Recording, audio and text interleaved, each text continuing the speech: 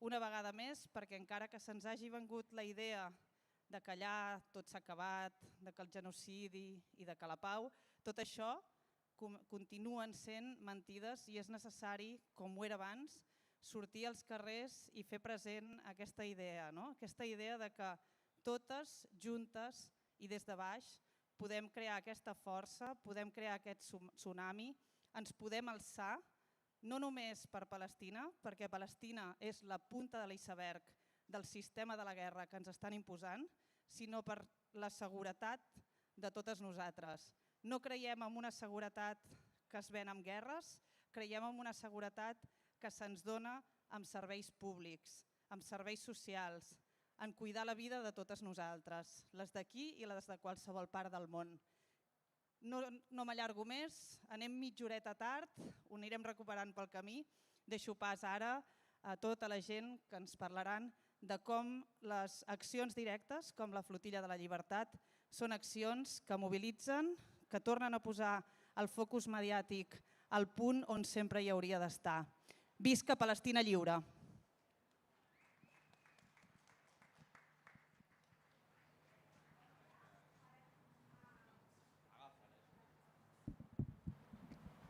Hola. Farem aquesta taula en anglès perquè comptem amb ponents internacionals i perquè tothom es pugui entendre. So, welcome everyone. Thank you for being with us today in Barcelona. This spring mission, this Flotilla 2026, comes in a very different context from the previous one.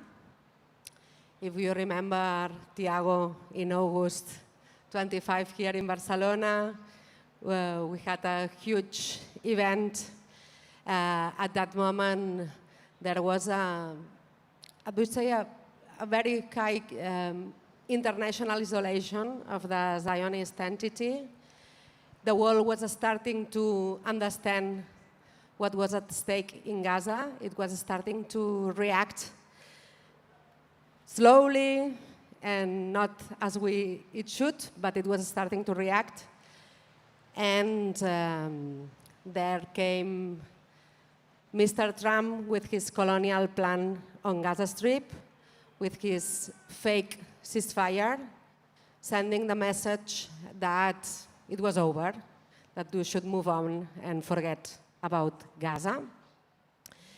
And then we had this criminal aggression against Iran and Lebanon. The people who rule the world in their colonial mentality, they thought it was a good idea after failing completely in Gaza Strip, which is a tiny piece of land without an army, with only the will of their people to resist. They couldn't crush this will for more than 2.5 years, where they have thrown the equivalent to 6 atomic bombs on this tiny piece of land, and people of Gaza is still there, is still resisting. So it's hard to understand how, in their colonial mentality, after this defeat, they dare to attack Iran and Lebanon now. But this is the context we have now. This wall of impunity, they call it the new world order. I would say it's not new at all. It's the same old world order, maybe without masks, no? Without the masks have fallen. This is the difference. So this 2026 mission has, I would say, the same goals in a different context. And it's even more important than ever if we see this flotilla as a chance to catalyze worldwide mobilization in solidarity with the Palestinian people. We have moved from denunciation to disobedience to crack this ecosystem of genocide. And we have here today 3 very interesting speakers who are going to help us to come with new ideas, to see what can we do? This is the big question today in our panel. What can grassroots movement, the people from below, what can we do to stop this all-new world order they want to impose? So we'll have today Mark Bray, who is professor of history at Rutgers University, and he is the author of Antifa. Welcome, Mark. We also have Thiago Ávila. He's a member of the steering committee of the Global Summit Flotilla. Welcome, Thiago. And we have Kinan Elazoui, who is a member of Urgence Palestine, a solidarity group with Palestine in France. Thank you. Thank you for being with us. So maybe, Mark, you can go first. Free Palestine! Free Palestine!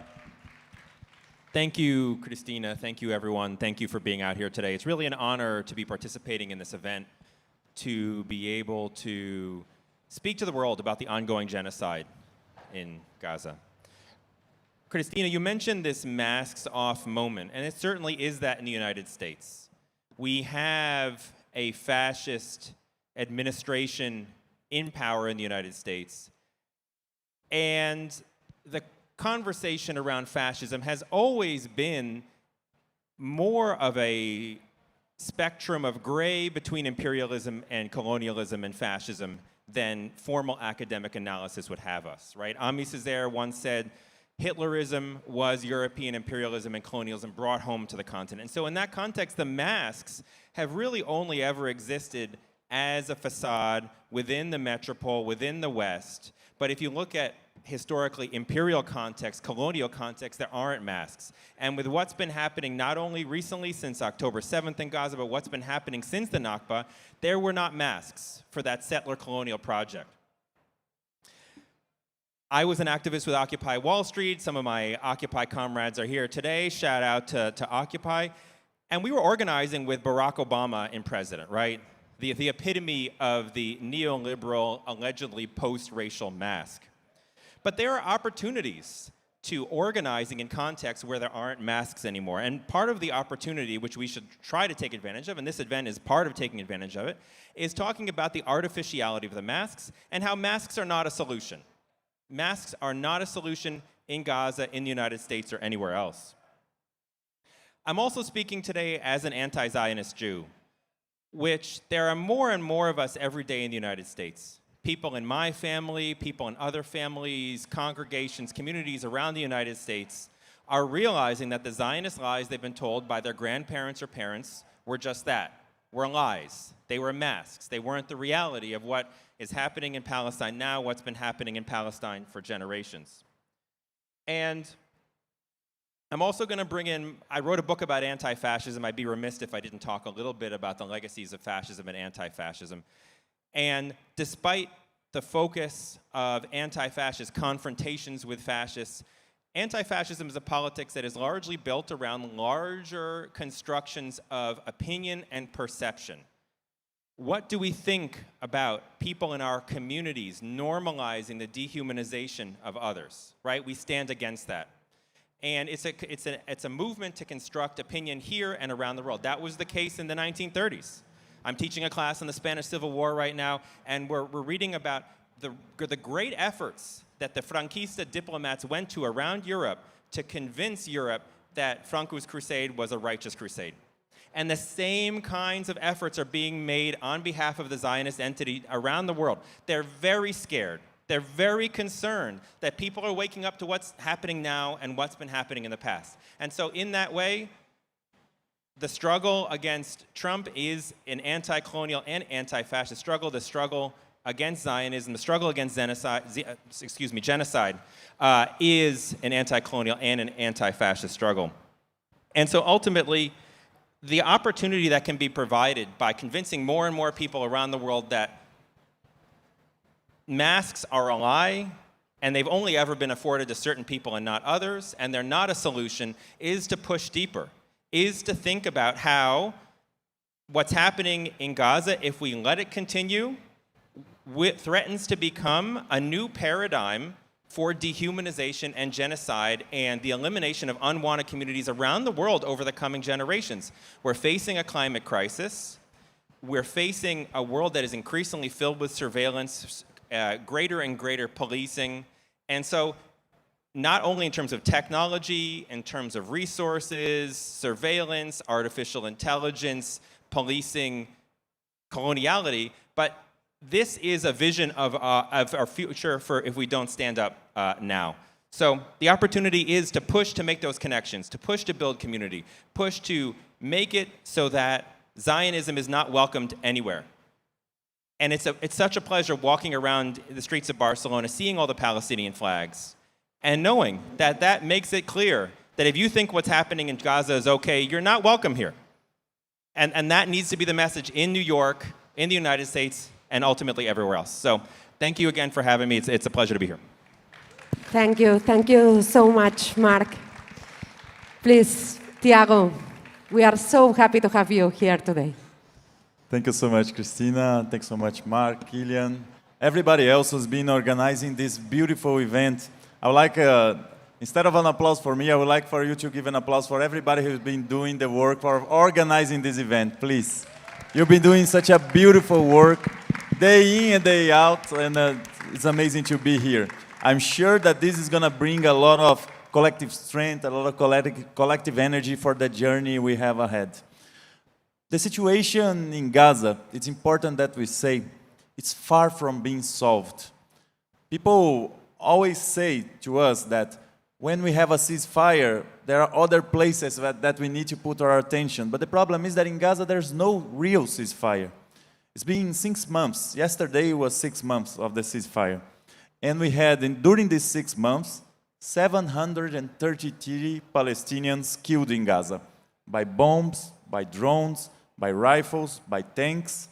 Other than that, we had more than 2,000 violations of the ceasefire and thousands of people wounded in Gaza as well. Bombings of schools, bombing of shelters as well, at a lower rate than it happened before, but it's still part of the genocide. Aid is still being restricted. We remember that the United Nations used to say before 2023 that for the Palestinian people to meet their basic nutritional requirements in Gaza and have the basic conditions of dignity, always under brackets because they live under occupation, the biggest concentration camp in the world of history, they would need 1,500 trucks to enter Gaza each day. The ceasefire agreement from October 2025, it was settled in 600 trucks per day entering Gaza. After 6 months, the average of trucks was less than 182 trucks per day. And in the last 40 days, 20% of that only entered Gaza. So aid is still being restricted. People are still dying.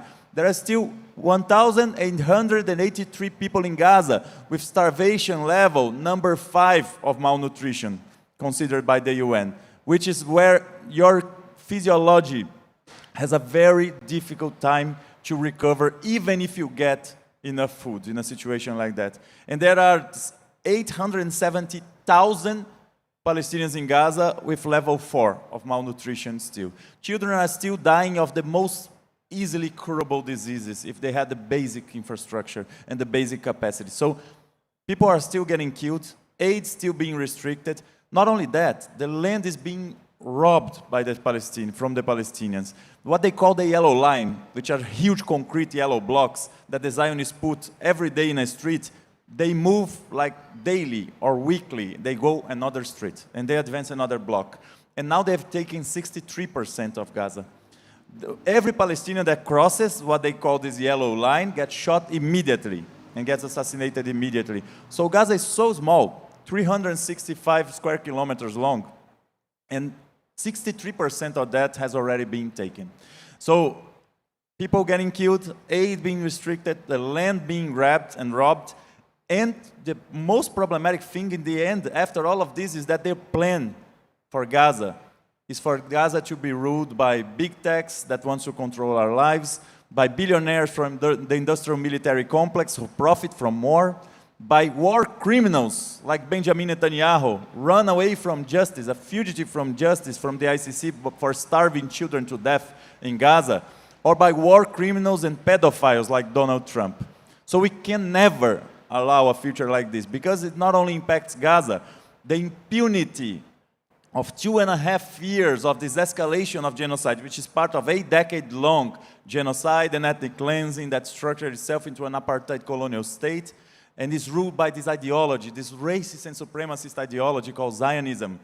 This project and the total impunity that they did what they did for the last 2.5 years created the conditions for them to continue bombing Lebanon, invading Lebanon, bombing Yemen, bombing Iraq, bombing Syria, bombing Iran, bombing Venezuela, and kidnapping the president and the first lady, creating a naval blockade in Cuba, even more cruel than the 6-decade-long blockade that they have over that island. So creates the condition for them to threaten Brazil, my country, or Mexico, or Colombia, or any other country that demands what every people should have, which is sovereignty and self-determination, just like the Palestinian people also deserve. So right now, we are facing the sums of all crises, the imperialist crisis that threatens nuclear war, that threatens to destroy any country, based on a very public national security strategy and doctrine that says that they will do anything in their power to contain China expansion, and that includes bombing Iran, its partnership of the New Silk Road, that they will do anything to control what they call natural resources, that's how they call the common goods of nature as well, and that also involves West Asia as well, of course, in the Persian Gulf, but that they will also do everything they can to maintain the vital space, which involves Latin America as a project of domination, the new Monroe Doctrine. So we need to stop these plans. And the plans of Netanyahu are even worse. A greater Israel that comes from the Nile to the Euphrates River and takes 9 countries on its way in this expansionist project. We need to stop these plans of these monsters. We need to be in solidarity with every indigenous people fighting for their self-determination, for their sovereignty, against colonization of their countries and their people. And the flotillas are a mean for this, just a tool with many other tactics in solidarity with these people. So I believe whoever comes here today, Christina, just to finish, I believe we come with a calling.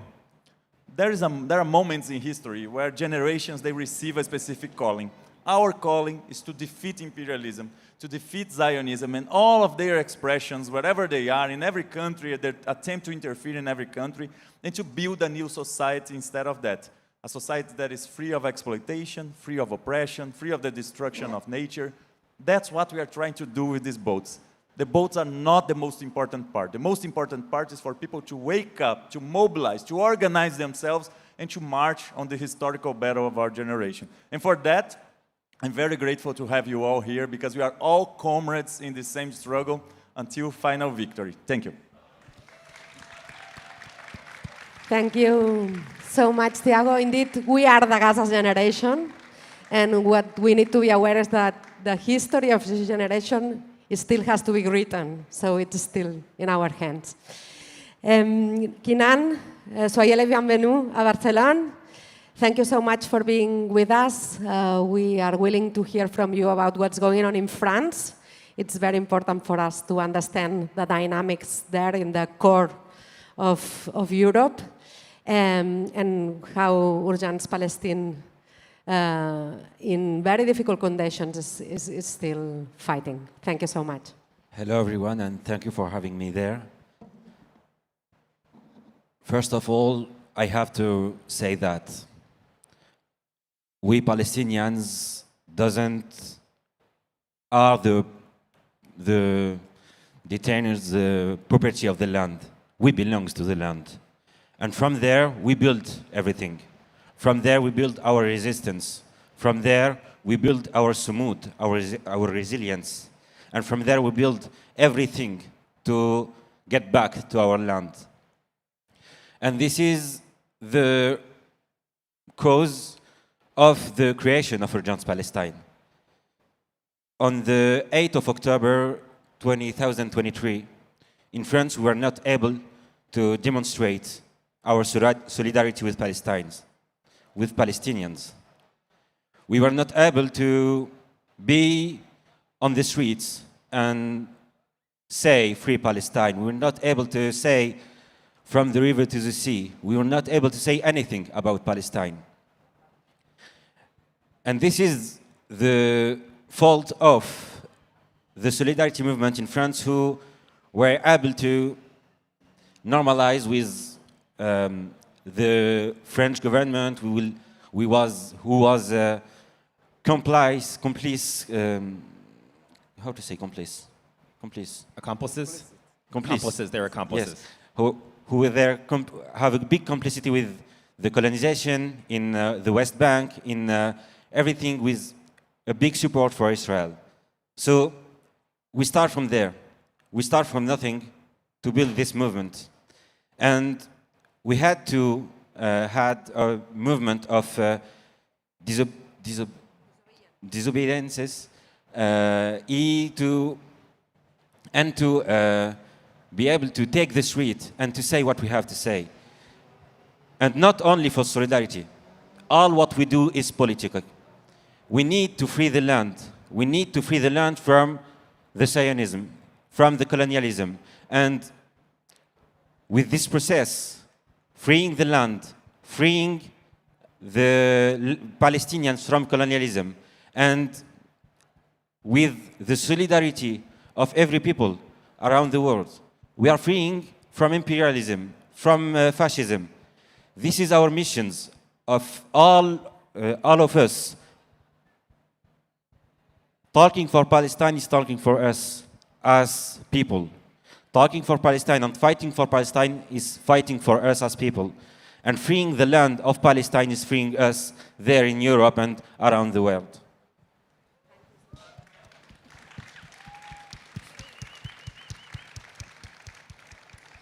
Thank you so much, Kinan. So I think you both made very clear these ideas of this is far beyond Gaza. This is a challenge for a whole generation, and there is a connection of the different struggles we need to make. These are struggles that face the same goals in different ways. It's very touching to see this fleet that is gathering together here in front of us, ready to sail tomorrow for Gaza. So I would like you to do a last round of ideas after you have heard from your colleagues, the inspirations from the others, and try to give these people in front of you who spend their days and nights figuring out how to help Palestine and how to get out of this mess, give them some inspiring ideas to keep going, please.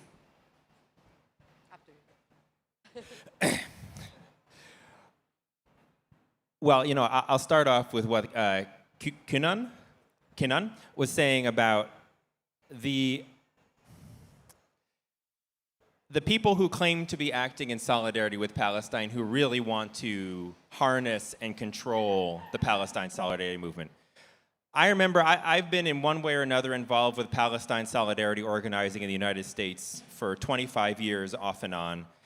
And the debate from 20 years ago was about these very same questions. You have a kind of a moderate side saying, well, you know, we can't say things like from the river to the sea, Palestine will be free. We need to find what they, in the language of realism, in the language of pragmatism, find a way for the occupation to continue, find a way for the land not to be returned to its rightful owners, but have a kind of a liberal sensibility of support.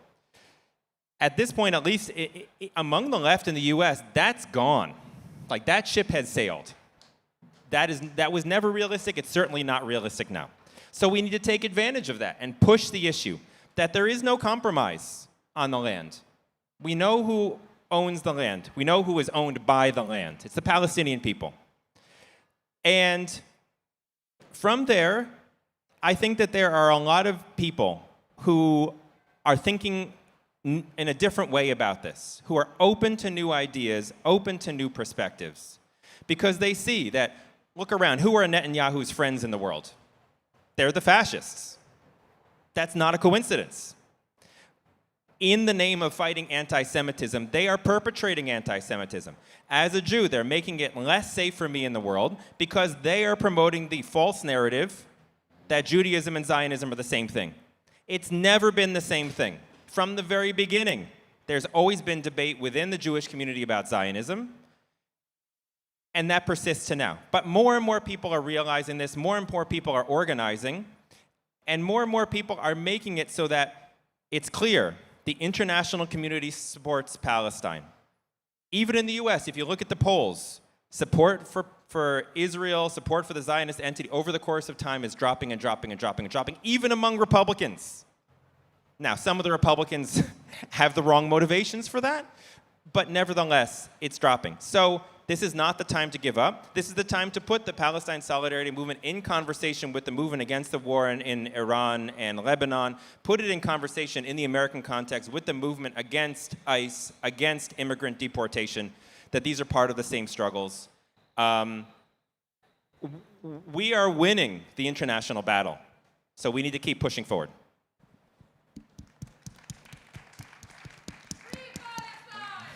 Free Palestine! Yes. Thank you so much, Mark, for bringing this. I believe there is a good moment to discuss a little bit of strategy and tactics of the solidarity movement as well. Because what we use in the flotilla is nonviolence as a tactic. I'm a communist. I believe in the history of revolution. So as we train all of our participants in nonviolence, but we cheer for the Cuban Revolution, for the Russian Revolution, for the resistance of Vietnam against the United States. So we believe in a multiplicity of tactics to defeat this system. But the flotilla is a different situation because for this type of action, we are putting our references more like in the independence of India, for example, in the Satyagraha. We are putting our reference as well in the anti-racist movement, the civil rights movement in the United States. Many of this process in the struggle against apartheid in South Africa also use nonviolent tactics as well, always with a multiplicity of tactics. So we had, in the civil rights movement, we had Martin Luther King, Rosa Parks, but we also had Malcolm X doing a very important work. And one thing does not annul the other. To be honest, we believe that all people have the right to live free, equal, free of colonization, free of imperialism, and even the United States recognize that with all of their limits in Article 51 of the UN Charter. So, bringing this to the side, the flotilla is also not the most important action that we can do in the solidarity movement. It's part of it. It's an action that has proven its value by showing people the sense of urgency, by bringing millions, even billions of people to talk about Palestine. After the previous mission in October, we checked all of our social media reach, our affiliated pages, all of our regional pages and national pages as well. And the reach that we got on the previous mission was that our message reached 2 billion people. And that was something that shocked us because it's 1/4 of humanity. There are revolutions that didn't reach this far. There are independence of countries. There are countries that are not known by that many people in the world. So that message went very, very far, but not because of the boats, not because of us, not because of our social media. This is the least relevant thing. It went that far because the Italian people made a general strike and put Giorgia Meloni, an ally of Netanyahu, to not only to not condemn and not criminalize the flotilla, but to send a military vessel to accompany us. That's people power on its core. Because the people here in Catalonia also made such a powerful strike and stopped the whole city here in Barcelona that showed to there's a Brazilian priest that says that dealing with any kind of government, in any circumstance, both the allies and the hostile governments, is like cooking beans. It only works under pressure. When you put under pressure. Because we need to show what we defend. We need to give the tools, even for the allied government, to say, that's what people in this city or in this country, that's what they want. And then they can fight the lobby. And then they can fight the corporations who are here still producing white phosphorus to send to the Zionist regime. So we need to make sure that we are always mobilizing. We need to make sure that we are combining a multiplicity of tactics. So the flotilla is setting sail again. But what we want the most is that in everywhere we occupy these horrific factories. We block the ports, we block the boats, we do demonstrations, we intensify the boycotting campaigns. Every school here in Catalonia needs to be talking about Palestine. In Turkey, in Iraq, in Yemen, in Sudan, we receive the drawings of children talking about the solidarity for Palestine in Gaza.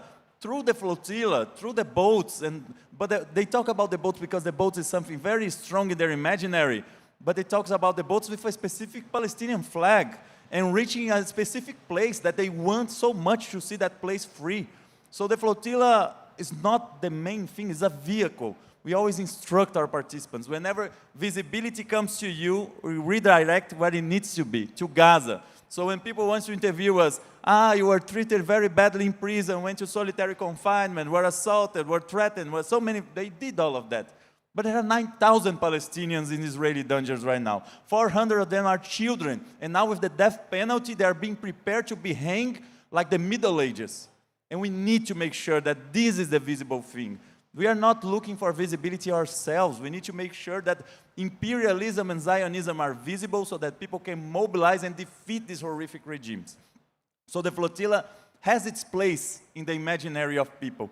During times of war, it gets tougher. Situation gets tougher. Violence is generalized, so they feel more able to commit the violence that they did with us for 18 years to attempt to break the siege. So we need to be stronger.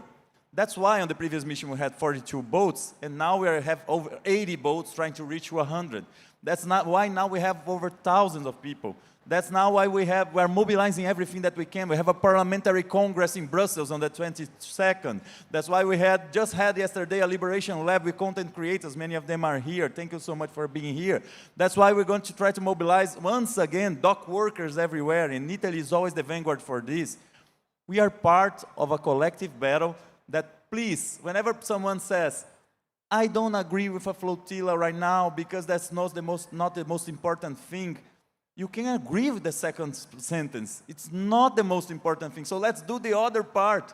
We are actually counting on everybody to do this. The cost, people say about the cost of a flotilla.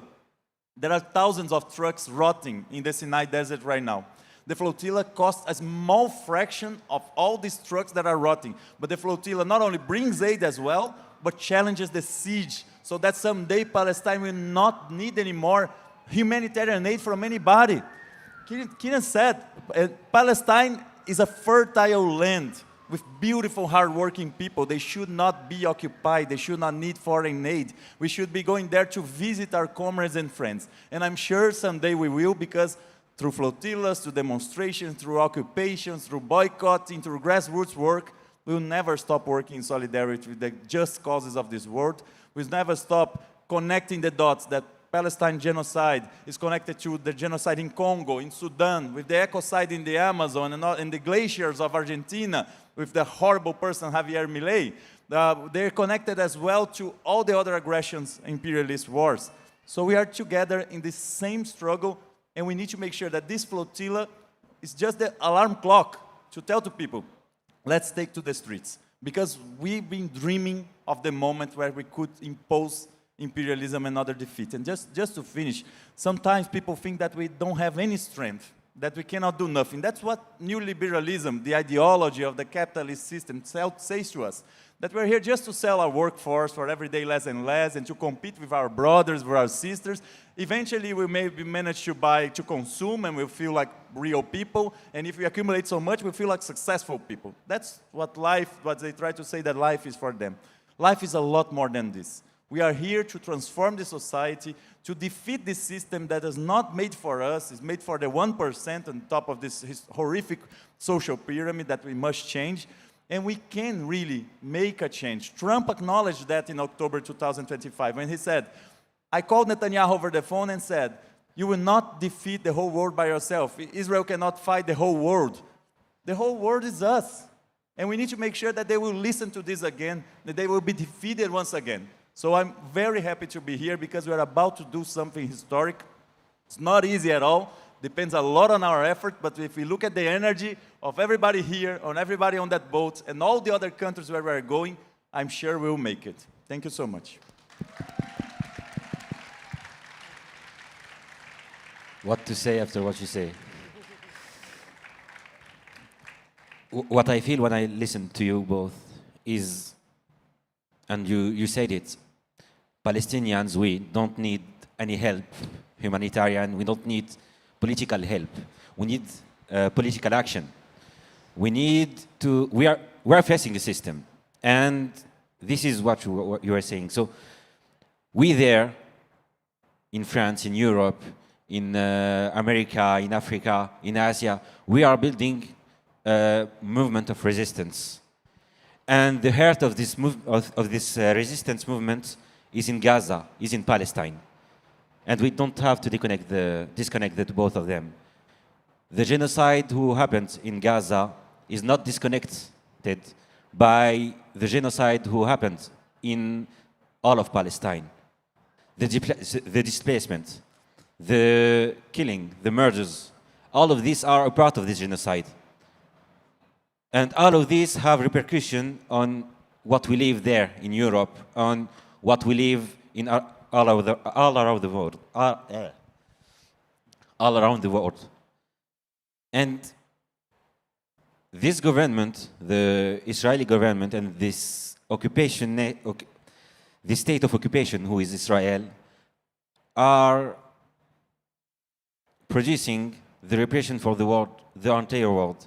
And it needed of the armaments of Europe, of America. And what we can, and what happened before and will happen again and again as the land is occupied, is an embargo on the armament strikes. So we need all of us to understand what we can do. We in France, we think that our role is to bring the narrative, to bring the political say of the resistance, of our people in Gaza, in Palestine, of the refugee camps.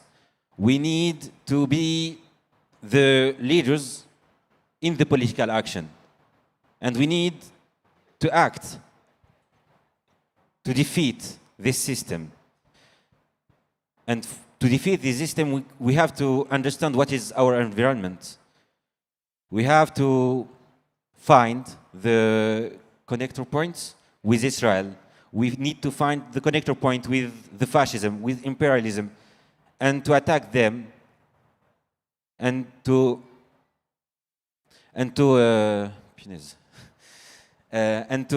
go on and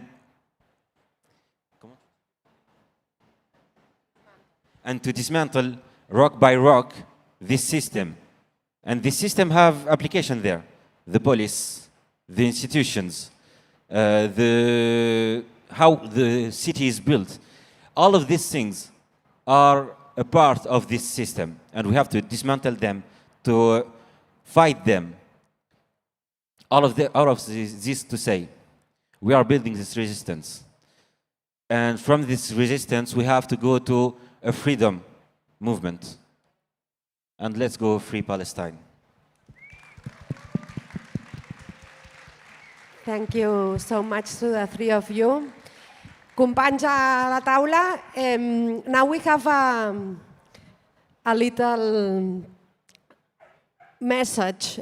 You see in the screen that Maria del Mar Fernandez was supposed to be here with us today.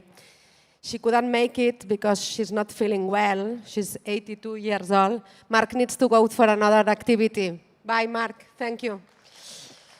So I was saying Maria del Mar, she's 82 years old, and she is the only among us who made it to Gaza with one flotilla. It was in 2008 when the flotilla could enter Gaza from Cyprus. So Maria del Mar is not feeling well today, but she sent us a video from home.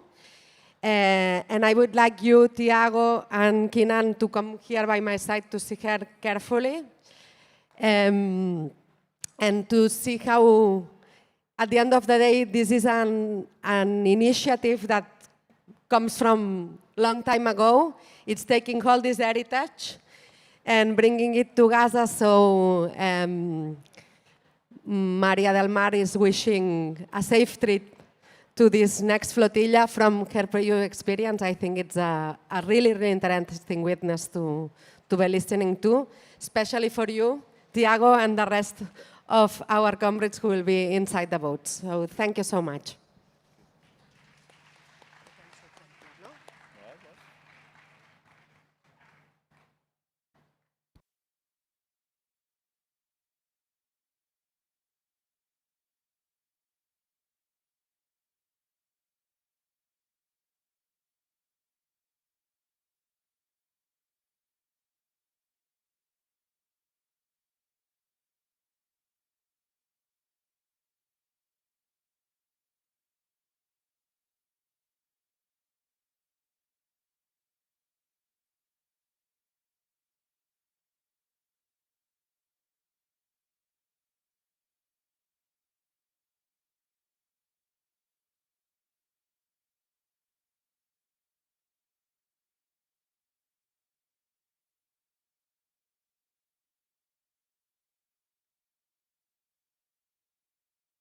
thing during the crime of the genocide that the Israelis have committed.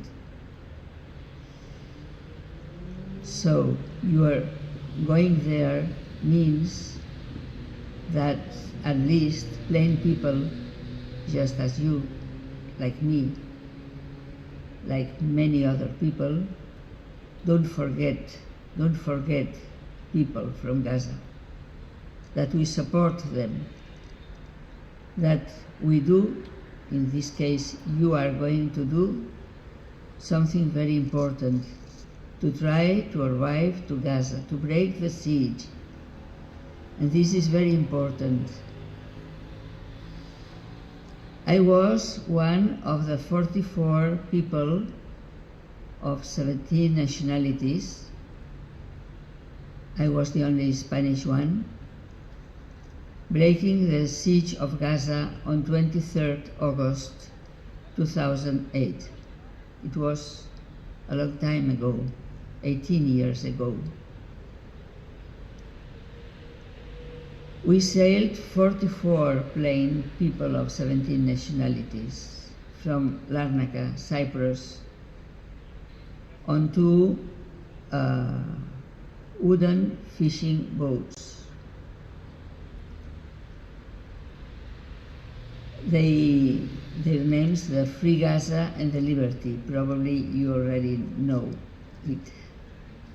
The Israelis had threatened us to sink the boats. They said we had bombs in the boats, and that they would not permit us to arrive. We had no internet, only 2 satellite phones. We were 33 hours only sailing. You are going to be many days. We were only 33 hours. We were all seasick. Israelis let us without any connection during the night. And this, I think it was important. We were rather scared. We had already been told by our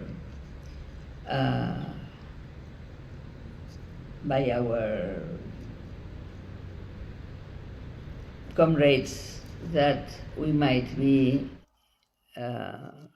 injured, that we might be killed or imprisoned. But in spite of that, we sailed. We sailed.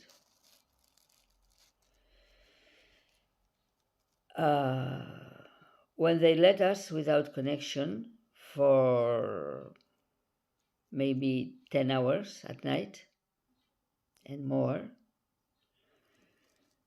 every people on the land teams, our comrades, started sending notes to all the governments asking what had happened to us, because they really thought that they had sunk us, that they had killed all of us. And they wanted to know where we were. Then it seems that this was very difficult for Israelis by that time. And they said by radio army, which is one of the armies,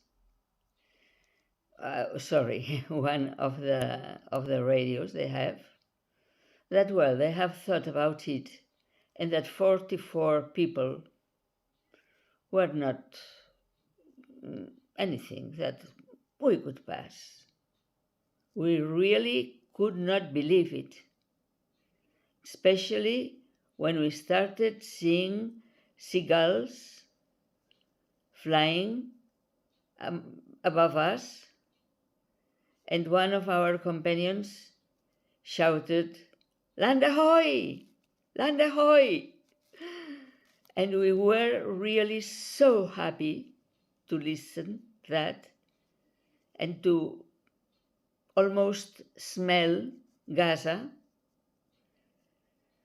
And at that moment, lots of boats, fishing boats, came out from Gaza because they were waiting for us. Hundreds of boys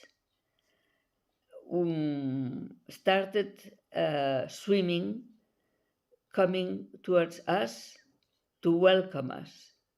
You know, for 41 years, since 1967, they had not received any boat from abroad. Well, I think I am speaking too much. We already knew the karama, the dignity, the resilience, the sumud, the resistance of the Palestinian people. They had been a lot of time suffering to be the biggest prison in Gaza. And a lot of attacks. This has not been the first genocide. They have done massacres for years. Well, now people from Gaza are hopeful because you are going there. They are waiting for you, Global Sumut Flotilla.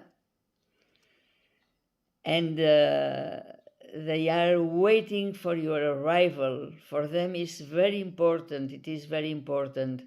And you will arrive, I'm sure. I don't know why, maybe because I am very old already. But I'm sure you are going to arrive this time. And that I will not be anymore the only Spanish that has been able to be present in the breaking of the siege. I wish you the very best, my friends, my companions. I wish you a smooth sea, a good voyage, and that you can arrive and return safely from Gaza. What you are going to do is very, very important. Thank you to you all, and a big hug to every one of you. Thank you. Bye.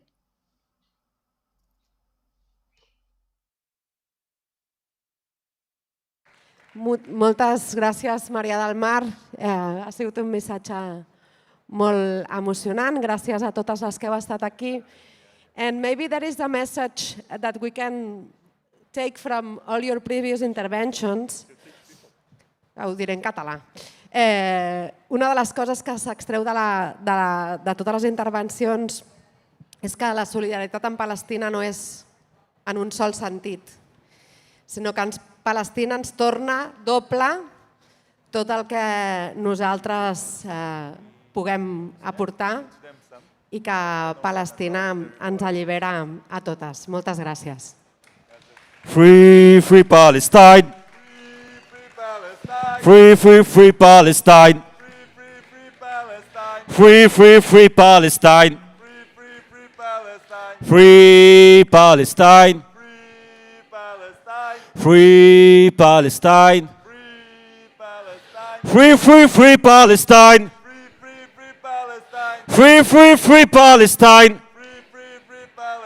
Free, free, free Palestine. Thank you all. Thank you. There's another one that we've been doing in some demonstrations. It took me a long time to learn. I learned in London this one. It's like, 1, we are the people. 2, we won't be silenced. 3, stop the bombing now, now, now, now. 1, We are the people too. We won't be silenced. 3. Stop the bombing now, now, now, now. 1. We are the people too. We won't be silent. 3. Stop the bombing now, now, now, now. Thank you so much. Have a good day. Have a good lunch event.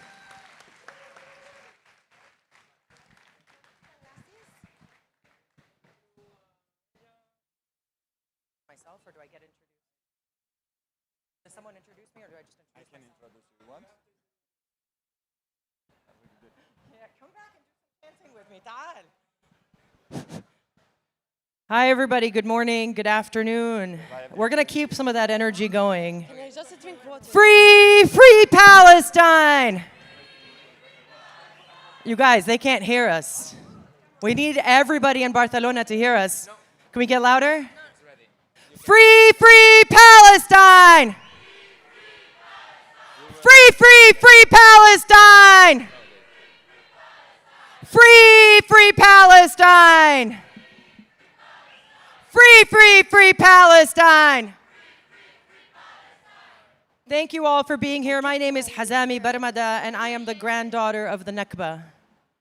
I am someone who grew up watching my mother terrorized at checkpoints with guns literally pointed at her simply for trying to exist in a land where she was born and expelled from. I am also very proudly here as the co-representative of the Global Samud Flotilla's working group for global campaigns and land mobilizations. Today, we gather here not as strangers divided by borders, religions, cultures, geography, but as one people, connected by something deeper, by our shared humanity. We are here collectively for a reason. We are here because silence is no longer an option. Because dignity of Palestinians is not negotiable. We are here because justice, no matter how delayed, is still worth fighting for. This moment today, we are so proud to launch in coalition with so many partners from around the world, and as an invitation for so many others to join us, the We Rise global campaign, calling for land activations and mobilizations all around the world in unison with the flotilla as it sails towards Gaza. Alongside the flotilla, we are asking people to recognize the power of their own voices, the power of their own activism, and the power of our collective truth. This is a moment for us to lean in, to lean past the fear, to lean past the hardship, to lean past the fragmentation in our communities, to say that we refuse to allow this to continue and we will stand together collectively to change things. Samud in Arabic means steadfastness. But this is not just a way, this is not a word, this is a way of living. It is the quiet courage of people who endure, who remain, who resist, not only through protest, but through living, loving, and holding on to hope in the face of unimaginable hardship. But as a Palestinian, I can tell you that I do not want Palestinians to continue to have samud. I want Palestinians to not have to hold on to hardship, to not have to live through it. We want to shatter the system that has enabled the occupation of Palestine for far too long. But this is not just about Palestine. This is about the kind of world we collectively choose to build.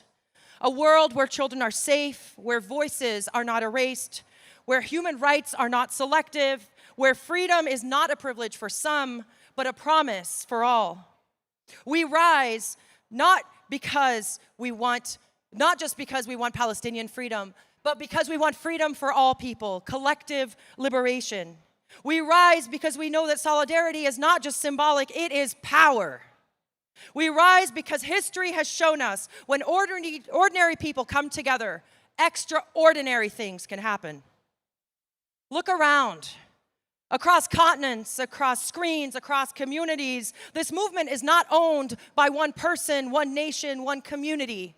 It is a collective moment for us to rise, for those who believe in justice to say not only can we make a difference, but we will make a difference.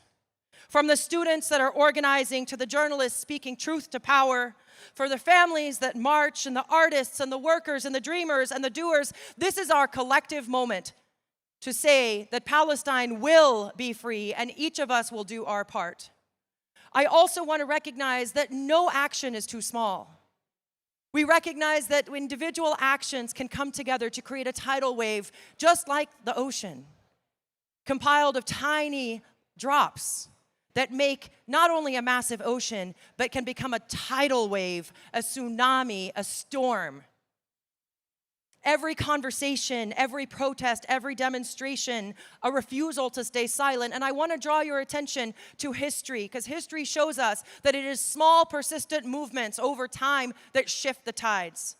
History has also shown us that the cultural revolution precedes the political revolution, and you, all of us, the flotilla, the boats, the artists, everybody here is part of that cultural revolution. And with We Rise, we look forward to working with all of you to translate street power to political power, to shut down the systems of oppression and imperialism, to ensure that Palestine will be free and that Palestinian voices will be the center of that revolution.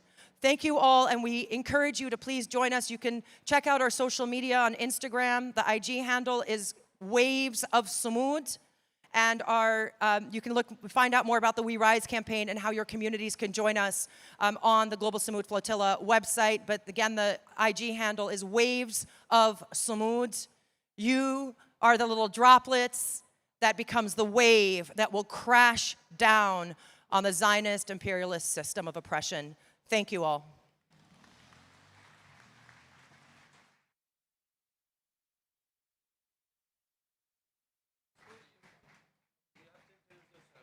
Okay.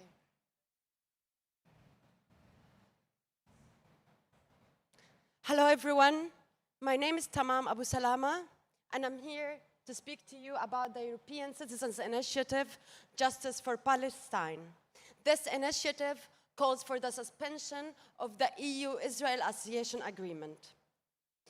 The movement for solidarity with Palestine must channel public outrage and rising political awareness into real strategic action. Responding to the humanitarian situation in Palestine and beyond is important, but our efforts must not end here. After each Israeli massacre, solidarity is reduced to a charity, stripped of its political power, disconnected from the fight for justice, from political Palestinian referencing and discussions. Let's be clear, what we see in Palestine, in Lebanon, and across the region is not a natural catastrophe.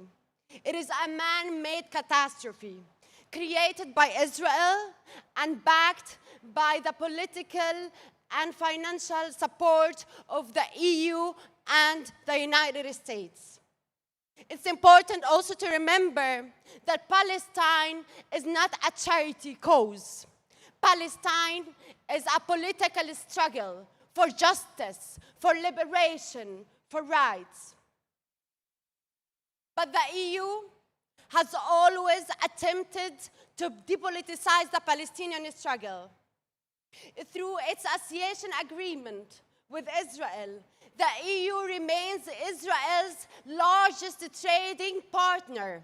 Even as the genocide was ongoing in Gaza, the EU-Israel Association Agreement has made more than 42 billion euros only in 2024. This agreement grants impunity instead of accountability. It also allowed European leaders to remain complicit.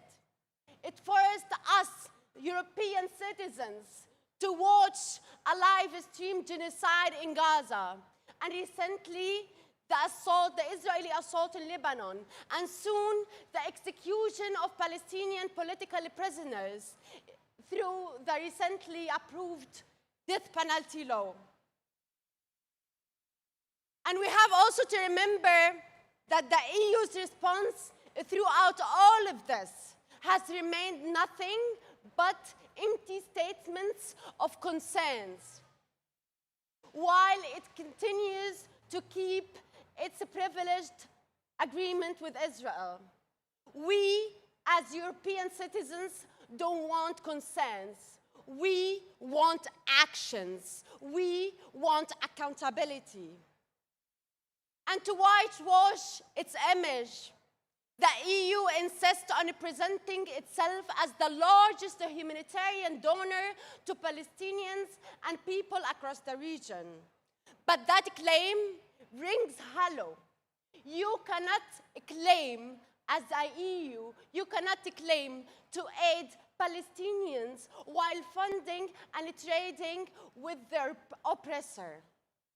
This is not compassion. This is hypocrisy. This is complicity. Justice demands more than sympathy. It demands accountability. It demands ending Israel's impunity and confronting Europe's role in enabling it. And here's the hope. People across Europe are rising. They are refusing to be silent. They are saying loud and clear, not in our name. The European Citizens Initiative, Justice for Palestine, which calls for the suspension of the EU-Israel Association Agreement, has already gathered over 850,000 signatures, means that we're soon close to 1 million signatures. And we crossed also the threshold in over 10 European countries. Each signature is a call to action, end Israel's impunity, end EU's complicity, now suspend the EU-Israel Association Agreement.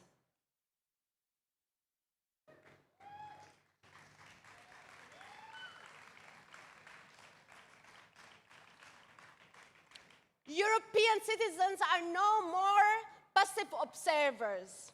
They are turning outrage into action. They are turning grief into power.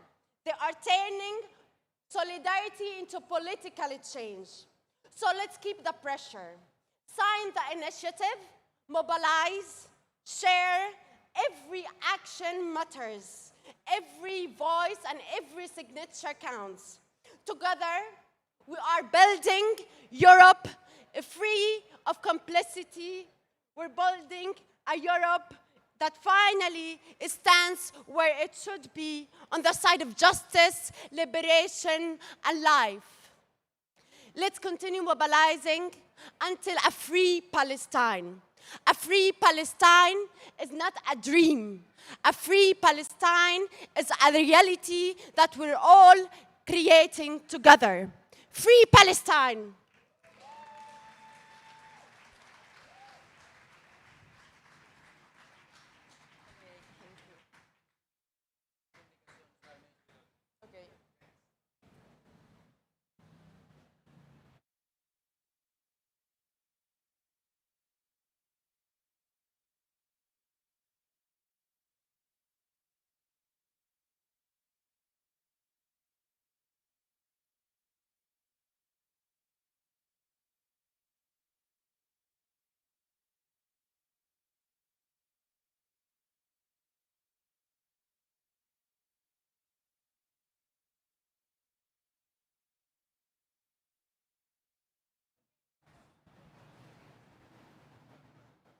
Esperem a que surti el Cairo.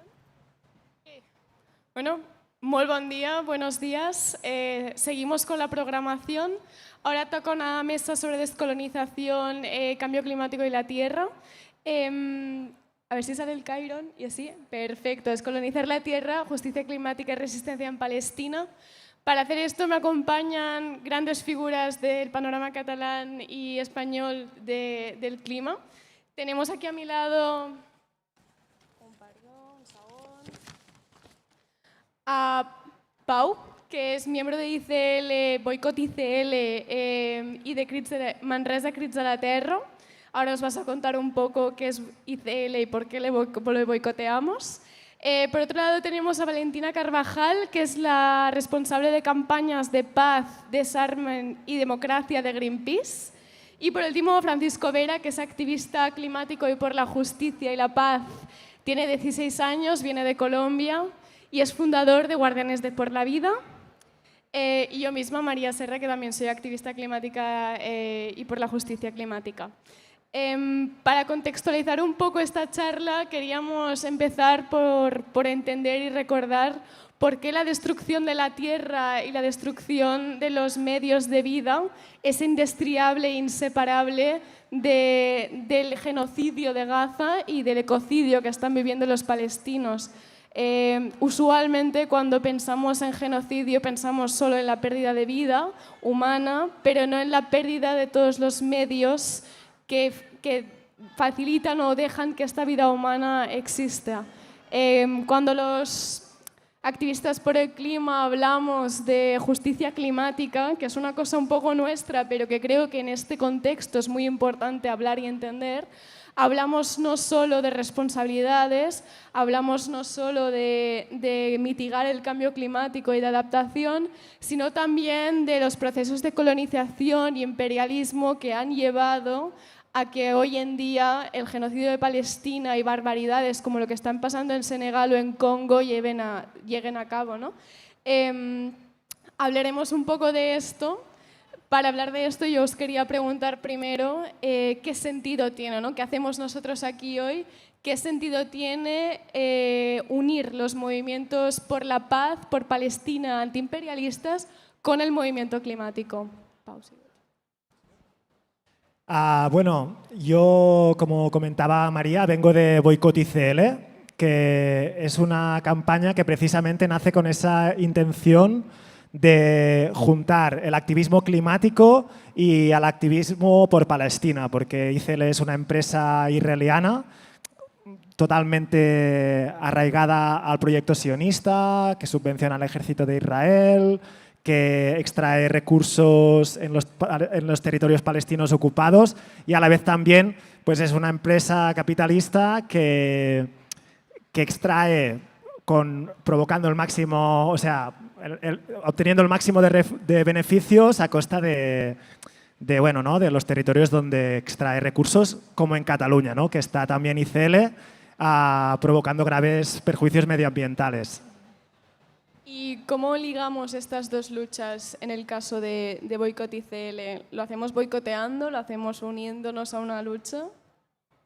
Claro, aquí de alguna manera lo que hacemos es unir una necesidad que tenemos como territorio, que es preservar nuestro río, ¿no? Pues un río que toda la conca del Llobregat, ¿no? Que da agua a muchos campos, personas y a la vez juntarnos sumar fuerzas con la idea de hacer boicot a Israel, de dar apoyo al pueblo palestino, porque por ese vínculo y por ese llamado del pueblo palestino hacia el boicot, ¿no? Entonces, la idea es hacer esa sinergia para sumar fuerzas y que nuestra voz se oiga tan fuerte para el apoyo a Palestina y contra el proyecto sionista, a la vez que dar voz a nuestro territorio, a nuestro río, a nuestras tierras y campos también. Totalmente. Además, ICL es una empresa que es conocida por explotar a sus trabajadores, por tener muertes dentro de las minas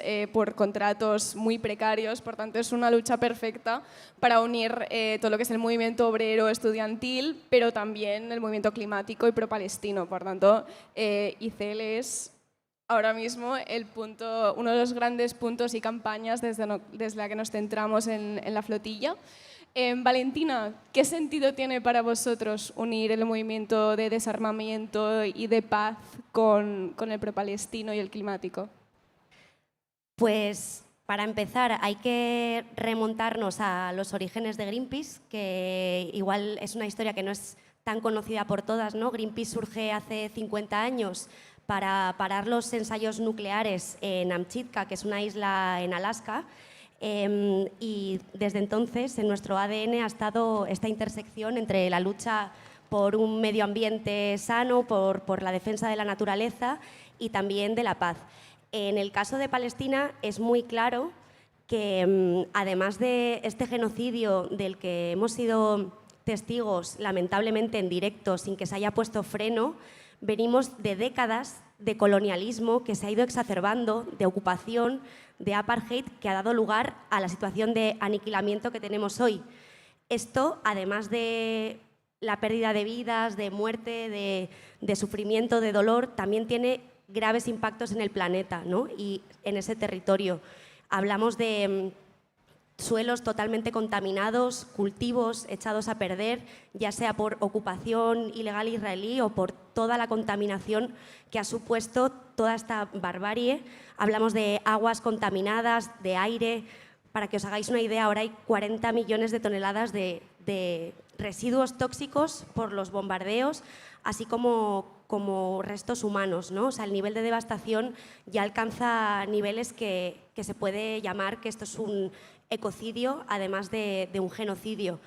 Entonces, no tiene sentido separar estas luchas. O sea, la lucha por la liberación del pueblo palestino también es la lucha para que ese pueblo pueda acceder a sus recursos, pueda acceder a un medio ambiente sano, a una tierra limpia, a sus aguas, para poder ejercer el derecho que tienen todos los pueblos, que es a la autodeterminación y a ser soberanos de sus propios recursos, sus derechos, que es algo reconocido por las Naciones Unidas, ¿no?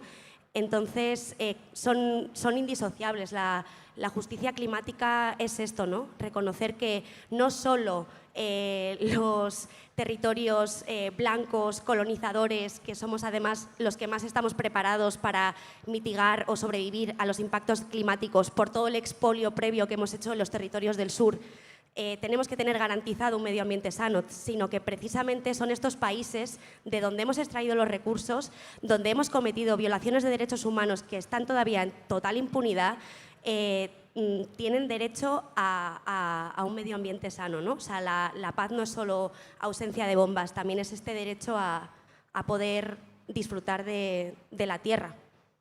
Absolutamente. Hablábamos ahora de derechos y de derecho ambiental. Me gustaría preguntarle, Francisco, yo sé que tú haces mucho activismo también desde, aparte del climático, desde el punto de vista de los niños y los derechos de los niños.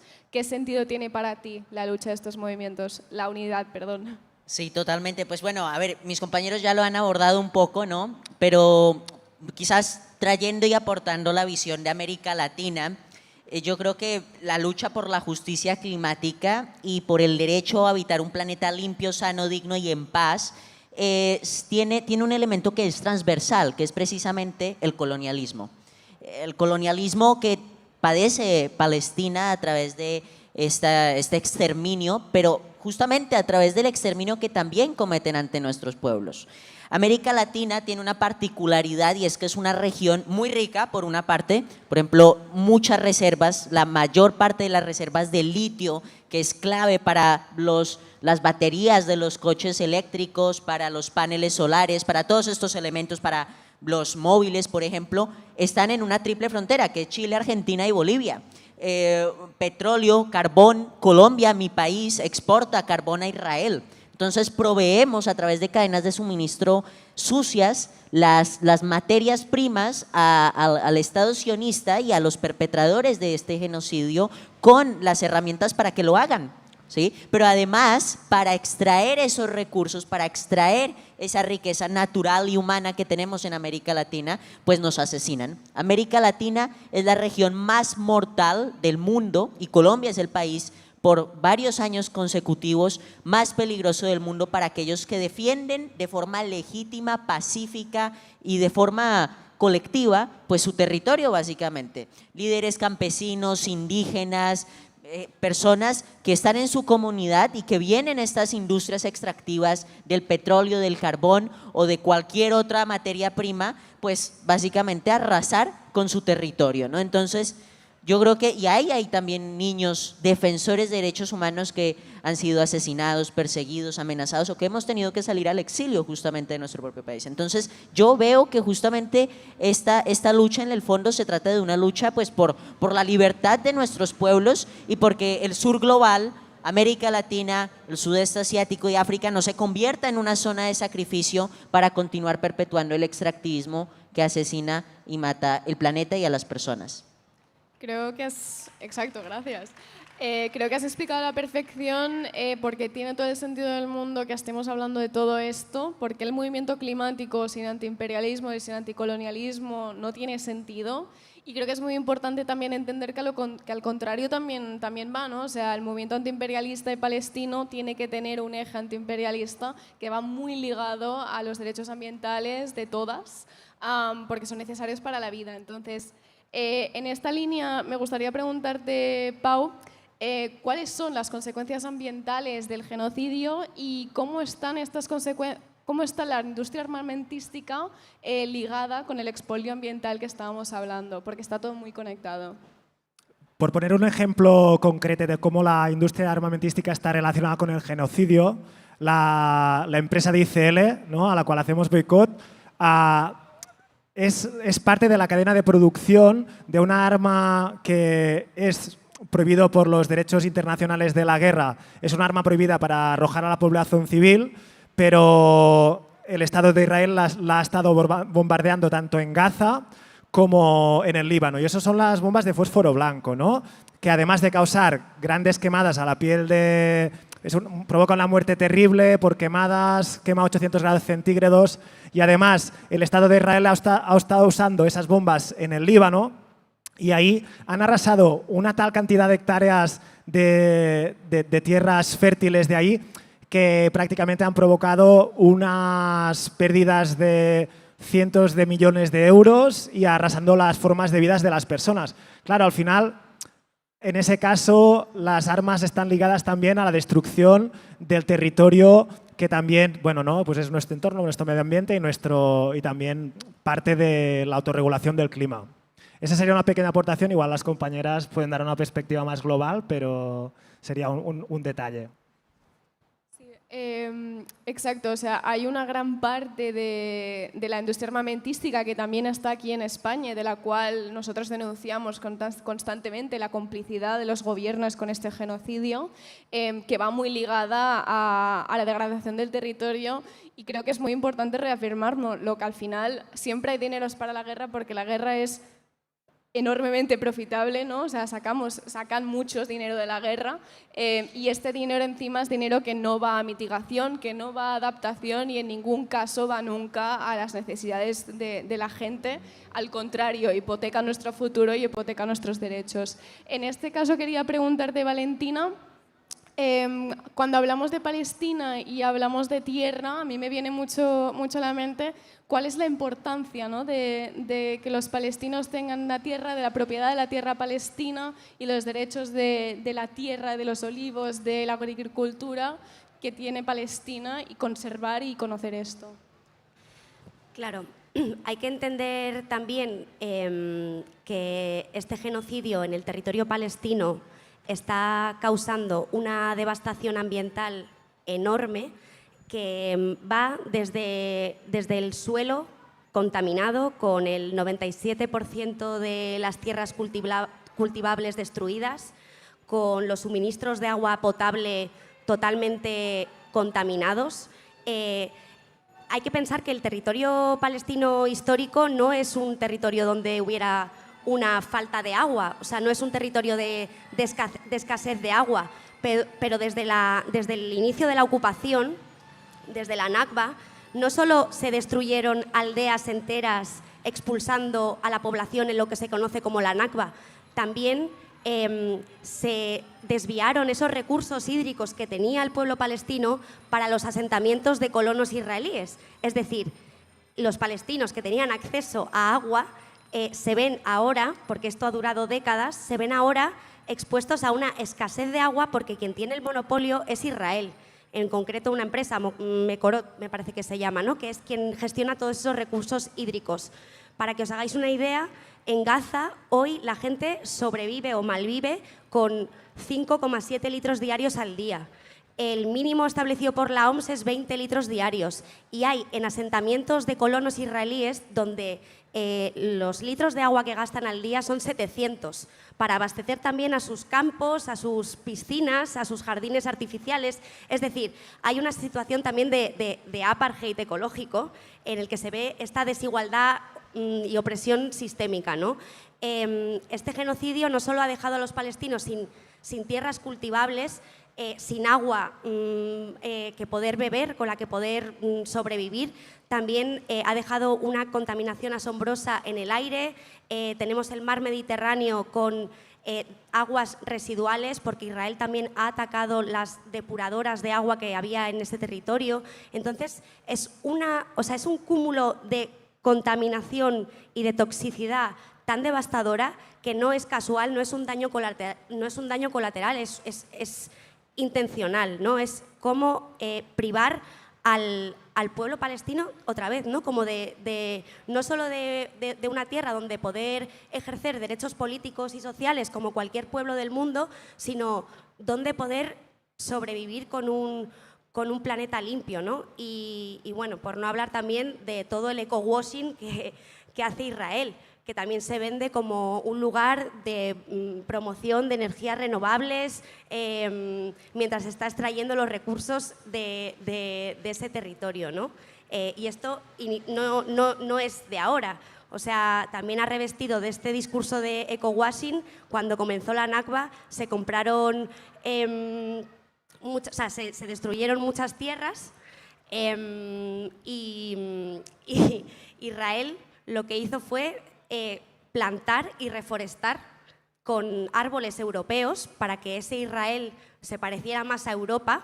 Vendieron que Palestina era un desierto yermo, cuando en Palestina había comunidades agrícolas que trabajaban el olivo y todo tipo de cultivos que había allí.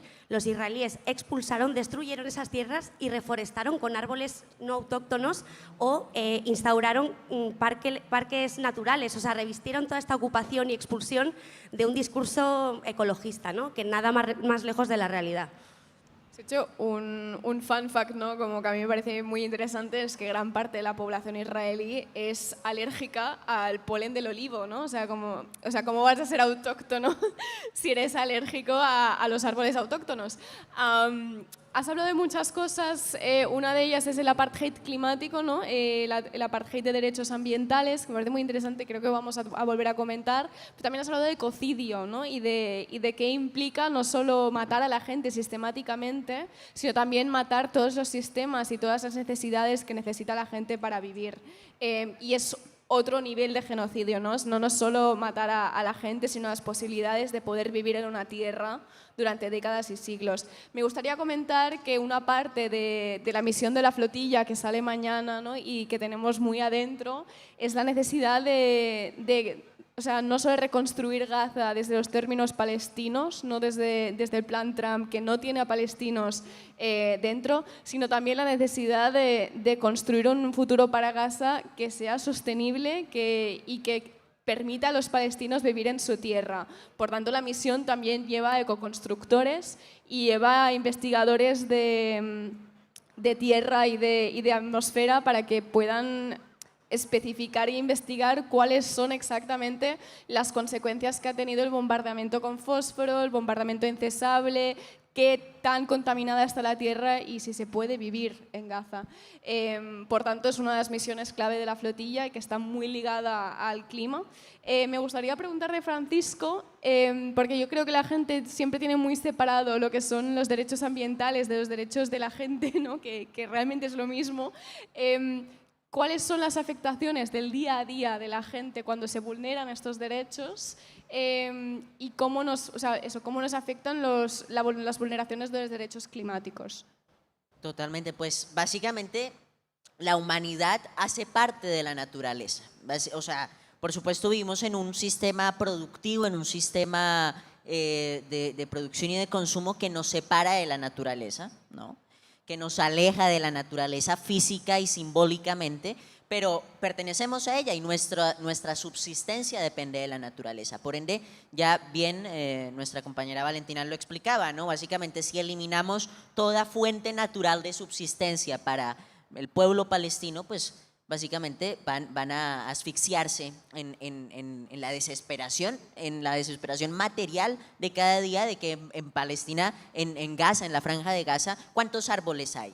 en la Franja de Gaza. Si no hay nada prácticamente, han arrasado completamente con Gaza, con sus ecosistemas e incluso con la posibilidad de que los propios palestinos se provean de peces y puedan pescar, ¿no? Prohibiendo el acceso a las playas. Entonces, básicamente, la crisis ambiental, el ecocidio que antes mencionábamos, ¿no? O sea, después de la Segunda Guerra Mundial se estableció un sistema internacional que hoy no se cumple en absoluto, pero hay una cosa que es el Estatuto de Roma, que son crímenes de guerra, crímenes de agresión, el genocidio, y también ahora hay una campaña global para que se reconozca como quinto crimen contra la humanidad el ecocidio, aquel daño masivo y casi que irreversible, irreparable de los ecosistemas que lleva a las personas pues a la muerte básicamente, ¿no? Pero además de eso yo también quería abordar un poco la cuestión de la guerra justamente, o sea, yo creo que le hemos declarado una guerra a la vida, por supuesto, digamos, no de forma abstracta, no como una metáfora, sino de manera literal. Claramente el bombardeo de niños, de niñas, el ser que debería ser más sagrado en una sociedad de manera universal, que debería ser un consenso, que es la protección de la infancia, pues está completamente desprotegido en Gaza y no solo en Gaza. De nuevo, ahora estamos viviendo uno de los niveles más altos de violencia desde el fin de la Segunda Guerra Mundial. 56 conflictos armados. En mi país hay un conflicto armado en donde los niños son reclutados. En Sudán, en el Congo, en los conflictos armados que están motivados por el extractivismo de combustibles fósiles que alimentan aquellos cazas, aquellos portaaviones, aquellas fragatas que promueven la guerra, pero también de otros materiales. O sea, Estados Unidos promueve sus guerras en Venezuela, invadiéndola, en Irán, pero del mismo modo, así como defiende un modelo energético del pasado, de los fósiles, del petróleo, también la semana pasada Estados Unidos, una empresa estadounidense, compró una de las minas que produce el 5% del cobalto del mundo, en el Congo. Entonces, realmente no se trata tanto de un molino de viento, de un panel solar contra un combustible fósil, sino de una mentalidad, que es el extractivismo, ¿no?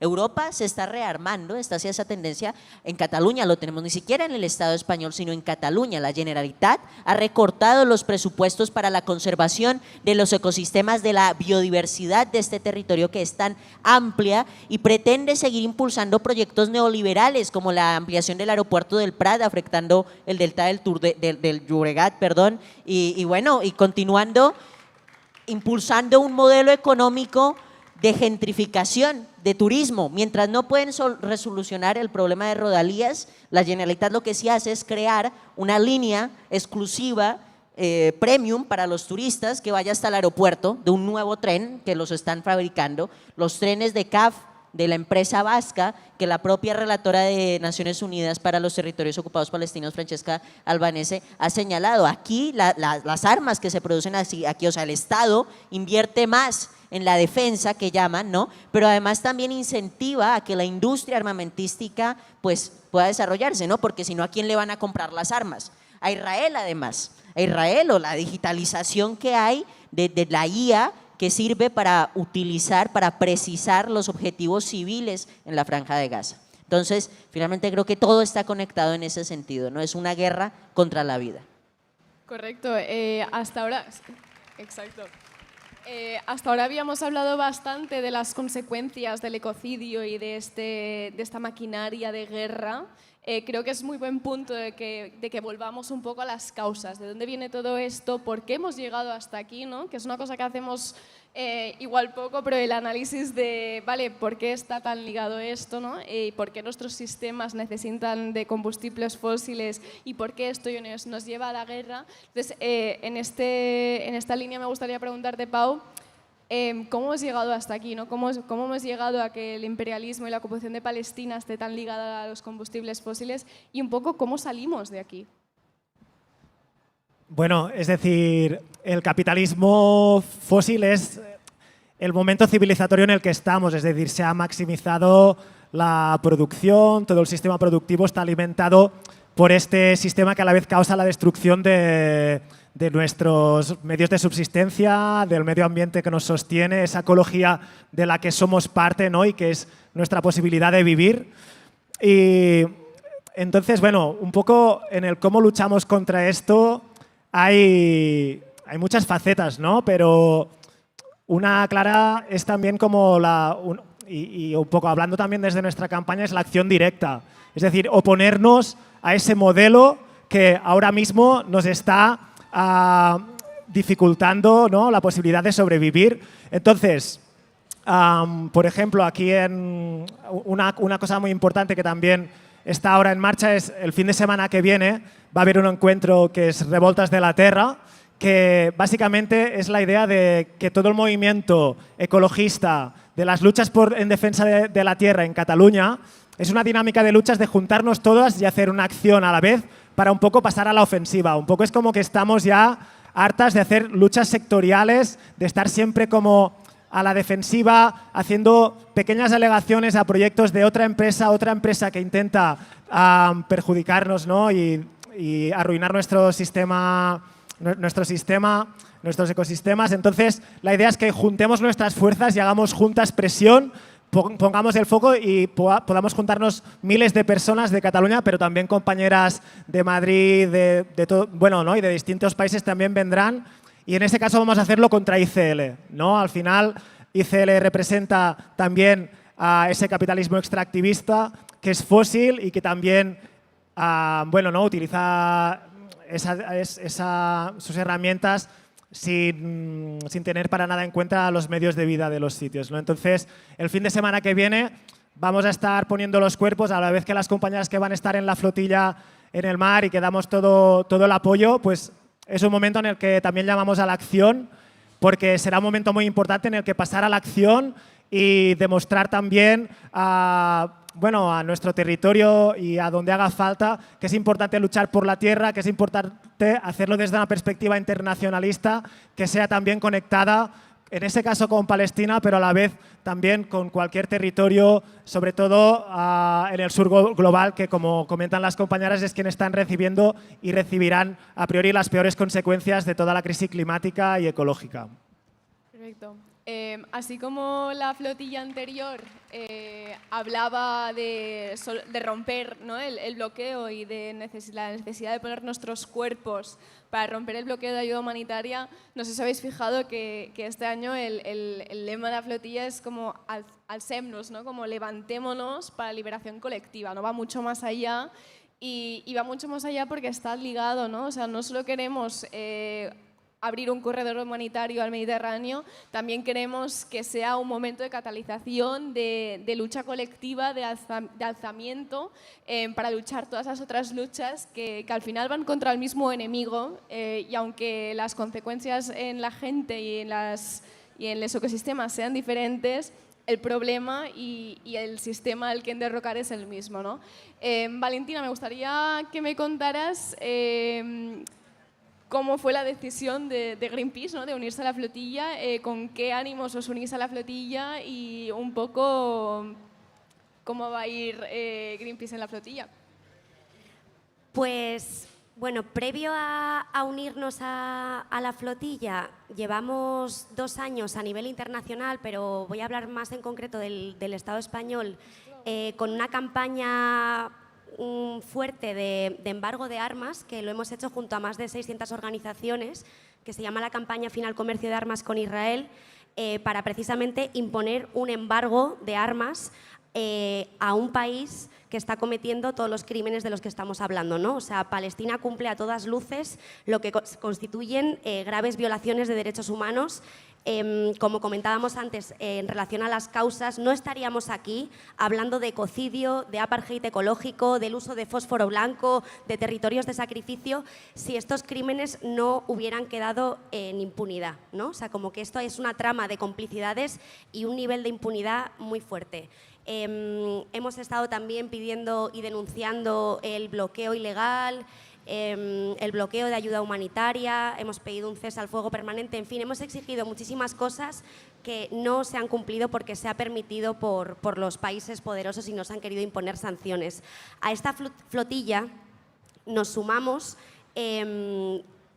con mucho orgullo y como desde un rol de acompañar, apoyar técnicamente, marítimamente y logísticamente, ¿no? Vamos a poner el Arctic Sunrise, vamos a ir con el Arctic Sunrise, que es uno de los barcos más emblemáticos de Greenpeace, y vamos a poner a disposición nuestros más de 50 años de experiencias y de acciones en el mar, ¿no? Aquí hablábamos ahora también de lo importante que es la acción colectiva frente a toda esta devastación y de esta guerra contra la vida, pues... bueno, en este caso podemos participar de esta forma, ¿no? Poniendo este barco tan especial para Greenpeace en esta travesía que pretendemos pues, que llegue a buen fin, a buen puerto, que se pueda romper este bloqueo, este asedio ilegal, que se pueda poner fin a esta ocupación ya y a este genocidio, ¿no? Vale, perdón. Exacto, muchas gracias. Estoy preguntando porque yo no tengo reloj y como vamos tarde, gracias.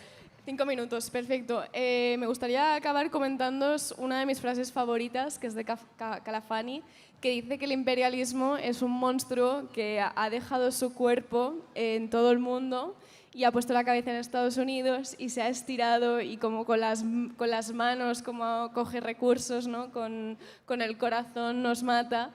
Y lo que más me gusta de esta frase es que dice que le des donde le des y le ataques donde le ataques, le haces daño. Entonces, me gustaría deciros que muchas gracias por venir y si queréis me podéis dar 4 pinceladas de qué acciones vais a hacer o qué acciones se vienen, ¿no? Lo de las revueltas de la tierra, si hay otras cosas que la gente pueda unirse o que pueda estar atentas para atacar al monstruo. Pau, si quieres empiezan. Vale, pues bueno, una parte es Revoltas de la Tierra, que es un momento para hacer altavoz, pero es verdad que es muy importante que la cosa no se quede ahí. En Manresa hemos estado intentando, hemos cortado los vínculos de muchas empresas y fundaciones con ICL porque los tentáculos de estas empresas, el poder corporativo que tienen es gigante, tienen digamos una pasarela roja en la Generalitat, en el gobierno estatal, tienen todas las complicidades para extraer a sus anchas, ¿no? Entonces, esta lucha este fin de semana que viene va a ser muy importante, pero después vamos a seguir. Por ejemplo, tenemos en marcha también una campaña de boicot que es concretamente también con los ferrocarriles de Cataluña, ¿no? Que permiten que los trenes que llevan toda la potasa de ICL vayan hasta el puerto, donde tienen también un trato de privilegio. Y entonces, también esos ferrocarriles es un punto de unión en el cual podemos hacer acción conjunta. Entonces, también el grupo de poblaciones en apoyo a Palestina ha señalado Boicot ICL como su campaña principal, junto a otras campañas como Carrefour y Teva, para hacer esa presión. Entonces, os animamos a que estéis atentas a las siguientes convocatorias, que si tenéis ganas de sumaros a esa campaña de boicot que tiene muchos frentes, necesitamos todas las fuerzas porque el enemigo es grande y entonces tenemos que dar lo mejor de nosotras para conseguir hacerle daño, que al final intentamos crear un mundo nuevo y tenemos que poner el freno a esas empresas que nos devastan.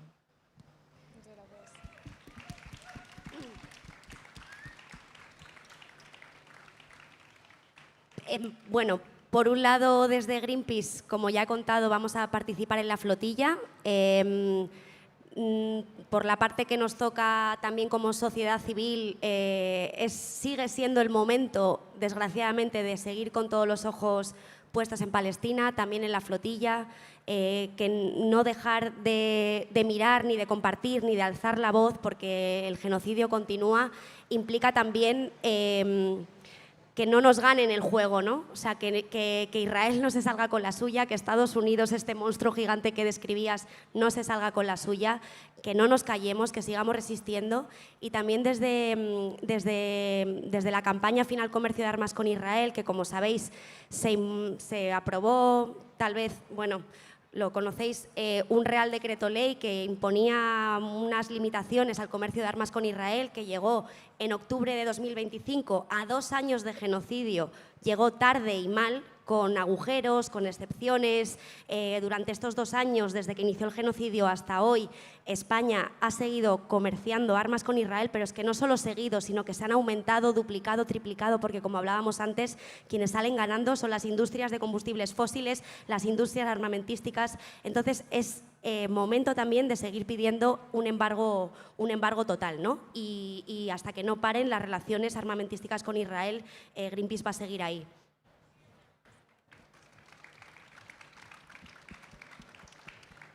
Pues yo quisiera insistir sobre todo en la responsabilidad y la colaboración de nuestros gobiernos. Lo que acabas de decir sobre España, pero en una cosa muy concreta, y es que la Unión Europea aún mantiene su acuerdo de asociación con Israel. Hay una campaña, una iniciativa europea para que requiere 1 millón de firmas para que vaya al Parlamento Europeo para revisar el acuerdo de la asociación. Antes había un catalán liderando el Servicio de Acción Exterior Europeo, ahora es una persona de Estonia y ya no está en absoluto en la agenda. Falta muy poco en realidad, van en unas 800.054 y pico mil firmas. Entonces, fírmenlo, búsquenlo ahí, acuerdo de asociación con Israel si son ciudadanos europeos y intentemos de poner toda la presión posible sobre la Unión Europea, sobre la Generalitat y sobre el Estado español para que desde nuestros puertos, aeropuertos y desde cualquier medio de transporte no se dirijan armas que van a asesinar niños y que asesinan a nuestro futuro y a nuestra esperanza, que es Palestina. Gràcies. Moltes gràcies a tots per venir, a vosaltres per escoltar-nos. Seguirem aquí amb la programació de Flotilla, nosaltres ens en anem i moltes gràcies a vosaltres per les vostres paraules i sobretot per la vostra lluita.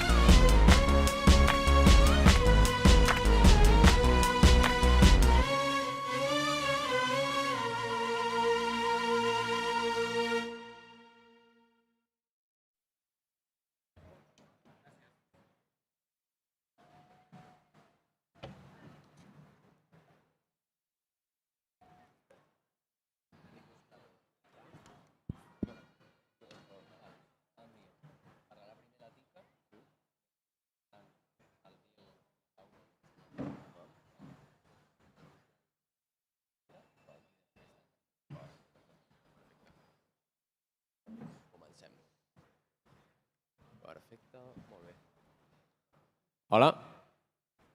Bona tarda a tothom. Gràcies per venir a aquestes jornades que estem fent a punt de la sortida de la Global Summit Flotilla de Catalunya rumb a Gaza des de Barcelona.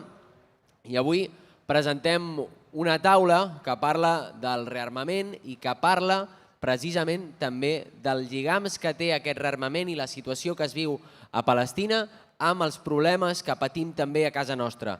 Parlarem dels serveis públics, de la salut, de l'educació, de la sanitat, de l'habitatge. Són grans problemes en la nostra societat actualment i veurem que tots ells tenen profunds lligams amb allò que està passant a Palestina avui.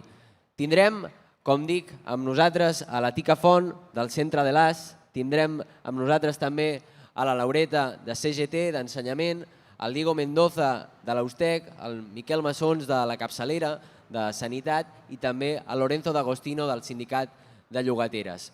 Avui fem aquesta xerrada en un context on insistim que Palestina és la causa de la humanitat i que és la punta de l'iceberg del sistema en el que vivim. Veiem com aquesta ofensiva que s'ha dut a terme contra Palestina ara s'està estenent contra l'Iran i contra el Líban. Veiem el bloqueig a Cuba, veiem els atacs a Venezuela i estem en un moment on tots els nostres governs, inclòs el de l'estat espanyol, es parlen d'inseguretat per apujar els pressupostos militars. El govern espanyol en els últims anys, els governs de coalició han compromès només a través del Consell de Ministres 60.000 milions. És un govern que ha dit que està contra la guerra però que està enviant bucs de guerra. És un govern que ha dit que s'oposava al rearmament però que està complint en part del rearmament. I direm avui que la nostra inseguretat real són les llistes d'espera a sanitat, són la manca de recursos a ensenyament, és no tenir un habitatge per viure i precisament parlem que aquesta és la nostra inseguretat real. Avui tindrem amb nosaltres també els que són treballadors i treballadores de l'educació, de la sanitat, d'aquests que fan moure cada dia la societat en la que vivim i també aquells i aquelles que tenen la força de paralitzar aquesta maquinària de guerra que estan posant en marxa. Per això també a la Global Summit Flotilla comptem amb personal sanitari, amb professionals de l'educació, ecoconstructors que s'embarquen en aquesta missió per intentar aturar el genocidi, trencar el bloqueig i col·laborar amb la reconstrucció, però que també seguim insistint que és part de la mobilització a terra aquest factor de mobilització dels treballadors i treballadores que des de terra poden paralitzar-ho tot, com van fer els portuaris en l'anterior ocasió amb la vaga a Gènova i com també tenim per davant un cicle de mobilitzacions en suport a Palestina, a la Global Summit Flotilla i en contra d'aquesta ofensiva imperialista. Jo ara cediré el torn a la Tica Font del Centre de l'AS perquè precisament ens es pugui explicar una mica més sobre quin és el rol que està jugant l'estat espanyol en tot aquest context de rearmament i també dels vincles que continua mantenint amb l'estat d'Israel malgrat que intenti fer veure que no els manté. Moltes gràcies a vosaltres per invitar-me i a tots els que esteu aquí. Mira, per anar més al gra i després no enrotllar-nos massa, el pressupost del Ministeri de Defensa a 2025 era de 14.000 milions d'euros. Ara que ja s'ha fet el tancament de l'exercici, hem pogut comprovar que el govern ha gastat 33.000 milions d'euros. I això ja suposa el 2,4% del PIB en despesa en el 2025. L'altra qüestió és, si Espanya assumeix d'aquí a 2035 el compromís pres en la OTAN del 5%, el pressupost del Ministeri de Defensa ha de passar d'aquests 14.000 al 25 a 114.000 milions al 2035. La qüestió, la pregunta que ens podem formular és i d'on sortiran tots aquests diners que aniran a defensa? Aquí només hi ha dues vies d'on poden sortir. Una, el govern s'endeuta, té deute públic per pagar aquest increment. I la segona, una reestructuració de pressupost, el que aquí famosament diem retallades en el pressupost. Retallar el pressupost d'on? De què? Doncs aquí el secretari general de la OTAN ho ha deixat molt clar. Ens diu tres coses. Una, els ciutadans hem d'acceptar sacrificis. hem d'acceptar que cal retallar les pensions, que cal retallar la sanitat, que cal retallar les mesures de prestacions socials a la població. Aquestes, fixeu-vos que com s'han anat concretant en alguns governs. Doncs mireu, molts d'ells si és Estats Units, ha tancat la cooperació a altres països. En el cas de països europeus ja l'estan reduint alguns entre un 50 o un 30% la cooperació al desenvolupament i en alguns d'ells també això es planteja en què? Retallar funcionaris públics. El pla, en aquest cas de govern o de mandat d'Anglaterra, era retallar 10.000 funcionaris per anar equilibrant el pressupost. Això és el que ens diuen. Ara, això ens ho diuen els ciutadans. A l'Estat què li diuen? Que ha d'entrar en mode d'economia de guerra. Que això significa que les inversions públiques ja no poden anar a habitatge, ni a indústria, ja no poden anar a fer recerques de qüestions de salut o de sanitat o indústria normal i corrent, encara que no ens agradi, perquè li diuen que la inversió pública ha d'anar a la indústria de defensa. La inversió pública s'ha de destinar a trobar noves armes, a produir més armes. Això és el que ens estan dient i que l'Estat s'ha de dedicar a comprar més armes. Aquestes són les propostes que estan fent els governs i aquí jo crec que en la taula el que ben bé ens podrem plantejar és i els ciutadans que estem disposats a dir o a fer. Ens callem perquè si nosaltres acceptem que la despesa de l'Estat pública ha d'anar cap a la despesa social, jo crec que ja ens podem acomiadar de totes les peticions que tenim en els moviments socials, siguin de sanitat, siguin d'educació, siguin d'habitatge, totes aquestes reivindicacions que tenim no hi haurà diners. Algú creu que hi haurà diners per fer habitatge social? No, perquè s'ha de dedicar a defensa. Això és el que ens trobarem els ciutadans. Jo no sé la meva pensió, jo ja estic jubilada, no sé si me la baixaran, però els joves que esteu aquí, que no faran el que en diuen una llei de sostenibilitat de les pensions. Dígase, te la tallarem i que no puguis cobrar gaire cosa més. Aquest és el panorama al que hem de fer front i algo que ens pot unir a tothom que tenim reivindicacions. No volem guerres, no volem apartheids, no volem el genocidi d'Israel i no volem els plans de rearmament que la Unió Europea està impulsant. L'altra qüestió que me preguntàveu també sobre, diríem, en Espanya, que això ha estat important, van fer un decret per no exportar material militar o materials a Israel. És un bon pas, però com totes les iniciatives, si això no s'encomana, si no hi ha més països que ho fan, doncs mira, tothom troba la manera de no complir-ho, que és el que ens estem trobant. No només que el decret contempla una excepció, és que la indústria europea ja ha trobat la manera de Rheinmetall fa una associació amb Elbit d'Israel, de manera que Elbit envia a un país com Txèquia, allà produeixen alguna cosa i Espanya compra allà i ja no està comprant a Israel. Amb la qual cosa la indústria troba la manera de saltar-se tota la norma i seguint incorporant material de recerca i material tecnològic israelí a les armes, no només que utilitzarà Espanya, sinó que inclús podria exportar Espanya a altres països. Malgrat tot això, està bé que el decret, sí, és útil que estigui, però el fet de tindre un decret no significa que hem acabat la nostra tasca. La nostra tasca era perseguir el govern com de maneres indirectes està incomplint un decret que està aprovat però que ni el compleix i que segurament no el complirà i que no té gaire voluntat, no només de complir-lo, sinó de fer-lo complir, perquè no demana a altres països europeus i ells ja saben, quan compren alguna cosa, fan un contracte, si aquest material que reben té o no material tecnològic israelià.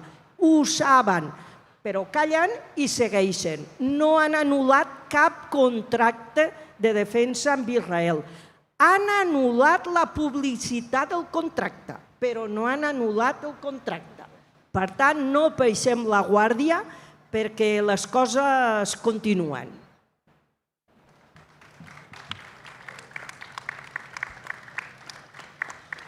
Moltes gràcies, Tica. Parlaves justament d'aquesta idea o d'aquest concepte que probablement es posi molt de moda de la reestructuració del deute. Justament diferents països, Alemanya ja va anunciar que s'havia acabat la idea d'estat de benestar i ara mateix estem fent aquesta xerrada en un context on venim de vagues històriques en educació i on el departament els diu als sindicats que es mantenen en lluita que no hi ha diners. I ja ho fa al mateix temps que, per exemple, va pujar els sous als Mossos d'Esquadra que reprimeixen el moviment de l'habitatge o el moviment per Palestina la tardor passada, o també, per exemple, negocia 2.000 milions d'euros per la reconversió de la indústria de l'automòbil a indústria militar.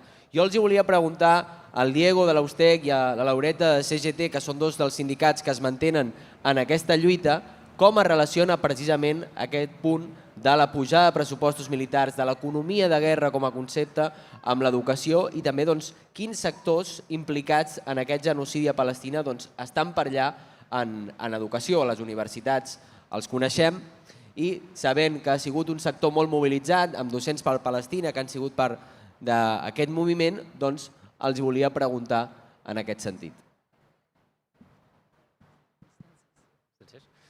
Sí, bona tarda i gràcies per convidar-nos. Penso que això, que aquest espai és fonamental i fonamental perquè la qüestió de Palestina ens toca a tothom. Des del nostre sindicat, des d'Ustec, històricament hem estat part de la lluita contra l'imperialisme, ja fos als Balcans, ja fos amb les guerres d'Iraq i Afganistan. Jo, de fet, era un marrec quan hi anava a escola, quan recordo tota la implicació de la comunitat educativa amb la qüestió de la lluita contra l'imperialisme a l'Iraq. I va ser, de fet, la meva primera experiència de participació política com a alumne, encara a l'educació primària. I per això l'educació té molts vincles i un vincle directe amb la qüestió de l'educació per la pau, primer de tot. No només per la qüestió del finançament, és bo parlar del finançament, però també hem de parlar de valors, crec, i per això també la comunitat educativa s'ha abocat a ajudar a construir aquestes flotilles i a molts centres s'ha viscut una solidaritat des de les aules molt important i el professorat ha estat una part molt activa amb això. Eduquem per la pau i entenem que els valors també és una qüestió fonamental curricular i defensem, per tant, aquesta educació per la pau. Però sí, és evident que també estem en un moment en què l'educació no es fa només amb bons pretextes, sinó que necessita de finançament, necessita de professionals, necessita d'espais adequats i necessita de fer front a les necessitats del moment. Des de les retallades dels anys 2010 hem patit una congelació salarial molt important. Des del poder adquisitiu que teníem el personal docent i el personal d'atenció educativa en aquella època, vam perdre el 25% fins al moment actual. Estem dient que, per tant, el cost de la vida ha augmentat i els nostres salaris han anat quedant enrere. Això és evident que no podem tenir una educació de qualitat si no paguem en condicions als professionals de l'educació. Això d'una banda.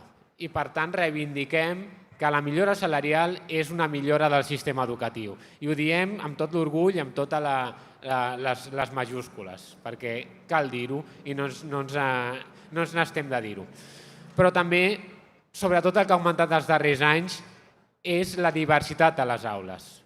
Fruit en part d'onades migratòries que venen d'aquestes guerres que els nostres estats fan a l'estranger, que l'imperialisme europeu fa a l'estranger. I, per tant, evidentment, Palestina també ens afecta directament perquè les migracions forçades, no volgudes, sinó forçades per la manca de recursos i de possibilitat de viure en pau en els territoris del sud global comporta que la gent marxi i que hagi de venir a Europa, i aquí, a Catalunya, no s'ha dotat precisament de recursos a les aules per atendre aquesta diversitat a tot aquest alumnat nouvingut. Per tant, volem que vinguin, volem que aquest alumnat sigui aquí, però volem tenir recursos per atendre'ls. I a les aules ara mateix, cada dia arriba gent nova i no tenim els recursos necessaris, no tenim els professionals i el personal per atendre tot aquest alumnat. Per tant, això necessita recursos i aquests recursos no entrarem en una guerra de xifres, però és evident que si es vol augmentar la despesa militar, ara mateix ens estan dient que no es pot augmentar la despesa en l'educació pública a Catalunya perquè no hi ha partides pressupostàries per poder abordar aquesta millora necessària que és ben reconegut, fins i tot la OCDE reconeix la necessitat d'aquest augment de finançament de l'educació pública. Per tant, ens afecta directament, Palestina ens afecta directament, les guerres a l'Orient Mitjà, l'imperialisme a l'Orient Mitjà i a Centroamèrica i al món sencer ens afecta directament i, per tant, com a comunitat educativa, des de les famílies, des del professorat, des del personal d'atenció educativa, des de tots els professionals i les professionals que treballem amb l'educació, hem de dir no a la guerra, no a l'imperialisme, i ho hem de dir amb la boca ben gran.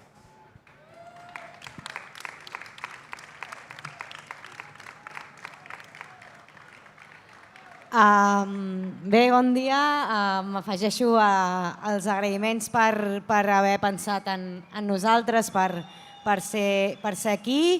També els vull ampliar a totes les persones voluntàries que estan aquí avui fent això possible i evidentment, a totes les valentis que s'embarcaran demà.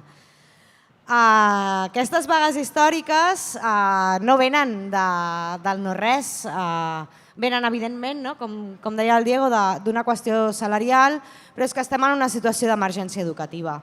No només per les retallades, sinó perquè s'ha fet un decret d'inclusiva que, al fons, la filosofia ens sembla important, ens sembla interessant, podem compartir, però el problema és que no s'hi posen recursos. És a dir, tenim una llei educativa catalana que el que planteja és que s'ha d'invertir un 6% del PIB en educació i estem a vora el 2%.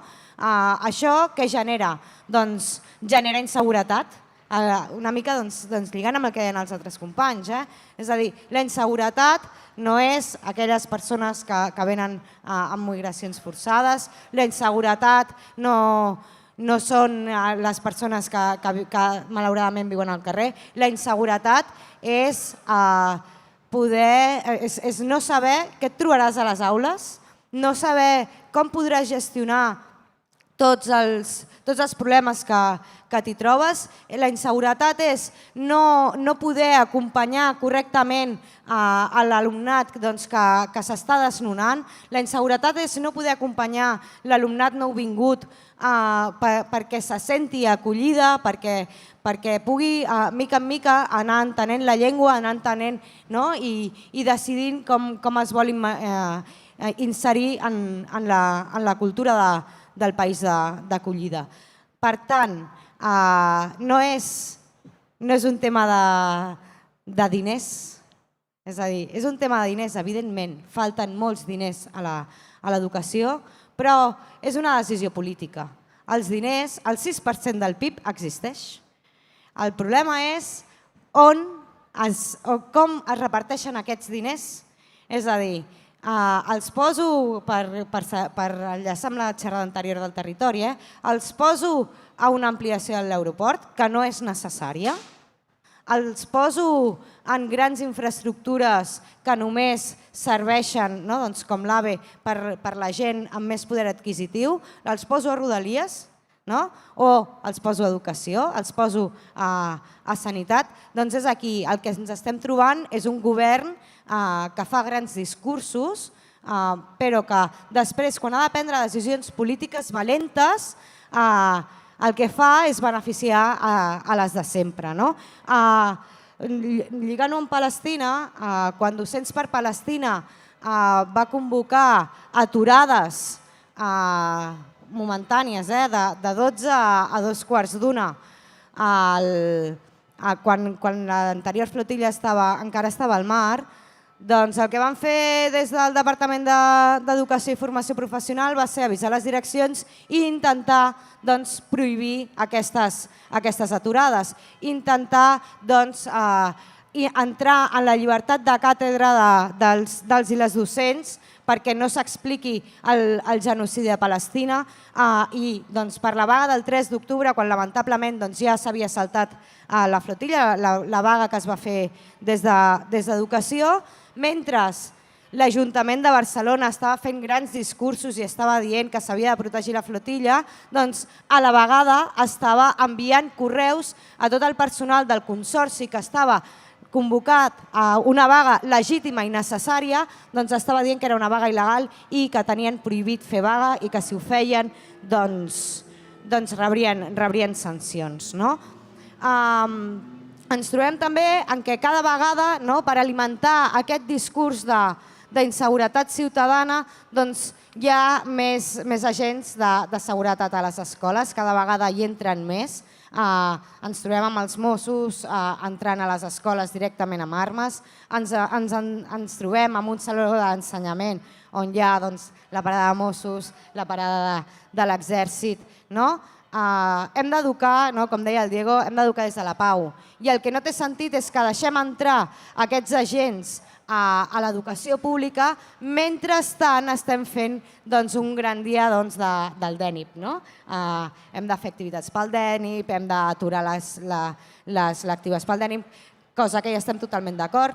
El que passa és que cal una coherència. No podem estar fent el DENIP i després el dia següent tenir una visita dels Mossos que t'entren amb armes a l'escola.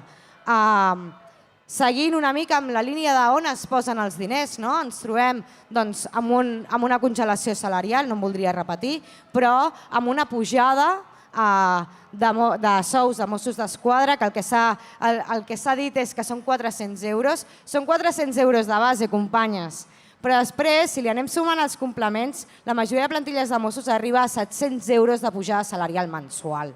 S'han fet 20 reunions amb els sindicats que representen a Mossos d'Esquadra per arribar a un acord. Mossos d'Esquadra estan encantats, no ens ho pensem. En canvi, a nivell de negociacions reals amb els sindicats que estem a la mesa tant de docents com al comitè intercentres, hem fet 6 reunions. 6 reunions i ens ho venen com un acord històric. De veritat, hi ha més complexitat a Mossos d'Esquadra que a les aules avui en dia? És que no s'ho creu ningú, no? I per tant, tornem un altre cop en aquesta intencionalitat política que el mateix, no? Grans discursos, acord històric, però ara el que ens diuen és que s'han quedat sense diners, que no hi ha pressupost, que hi ha guerra i que s'hauran de buscar diners i que partides noves s'hauran de destinar cap aquí i que, per tant, no hi ha res més a negociar. Després, finalment, per tancar una mica l'anàlisi de les escoles, dels centres educatius, recordar que als centres educatius hi ha docents, hi ha el personal laboral, però també estem tot el personal externalitzat, estem les vetlladores, les monitores, el PAS, les educadores socials, les bibliotecàries, i podríem fer un llarguíssim etc. Què passa? Doncs passa que tots aquests serveis estan externalitzats, reben diners públics i no només no respecten el dret laboral, cosa que els hauria de fer absolutament no viables per rebre nous concursos, sinó que jo personalment, per fer aquesta xerrada, m'hi he passat 2 dies buscant on van aquests diners. És absolutament impossible. Tenim milions i milions d'euros que van cap a aquestes externalitzacions i no sabem on van. Doncs tornem-hi, no? Doncs si la voluntat política és millorar l'escola pública, és garantir, perquè ja no és millorar, és garantir l'escola pública, doncs cal que els diners puguem saber on van i la millor manera de saber on van és que tots aquests serveis estiguin internalitzats. I I res més, agrair-vos la invitació una altra vegada.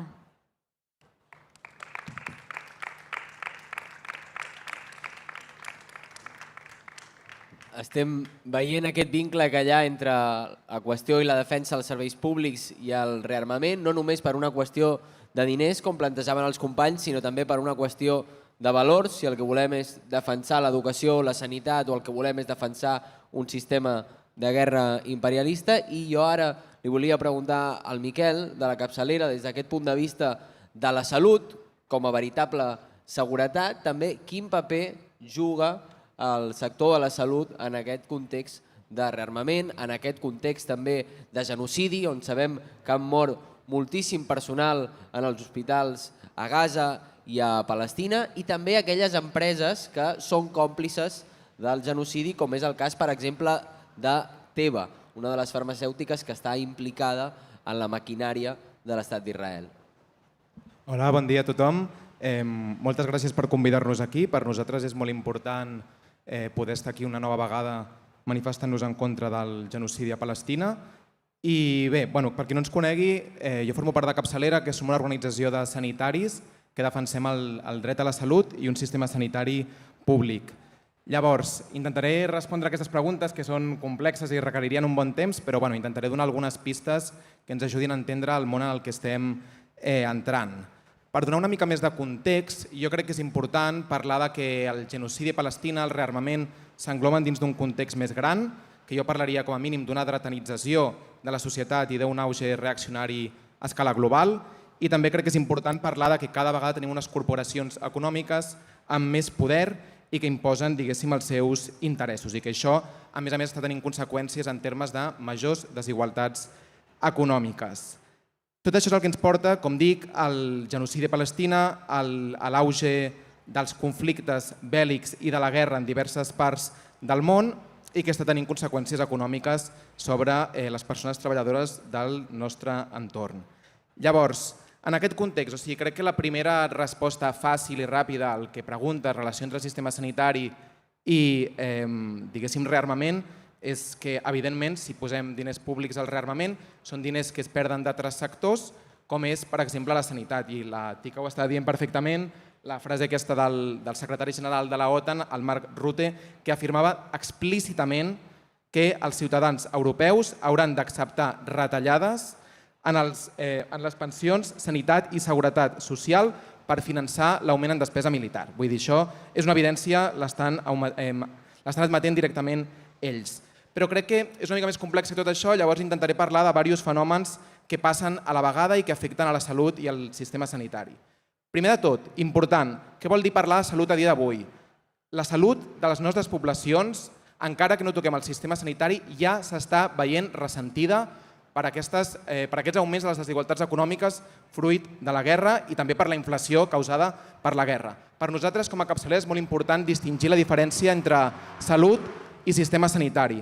La salut és una cosa molt més complex i que engloba moltes altres coses. De fet, el sistema sanitari té un impacte, diguéssim, relativament petit sobre la salut en comparació a altres factors, com són precisament les condicions de vida, que és el que es coneix com a determinants socials de la salut i que forma part del nostre argumentari principal, explicar com operen aquests determinants. I estem parlant d'habitatge, de treball, d'ingressos, dels barris.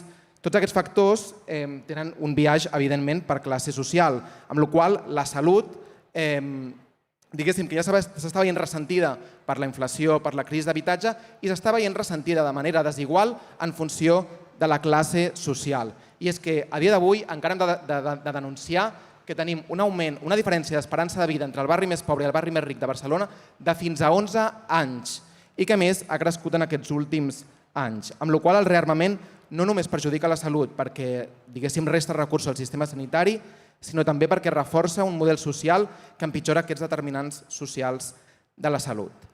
Llavors, entrant ja en el sistema sanitari, la primera idea que crec que és certa i és important destacar és el que comentava, que evidentment si fiquem recursos públics en rearmament els traiem d'altres sectors com són la sanitat.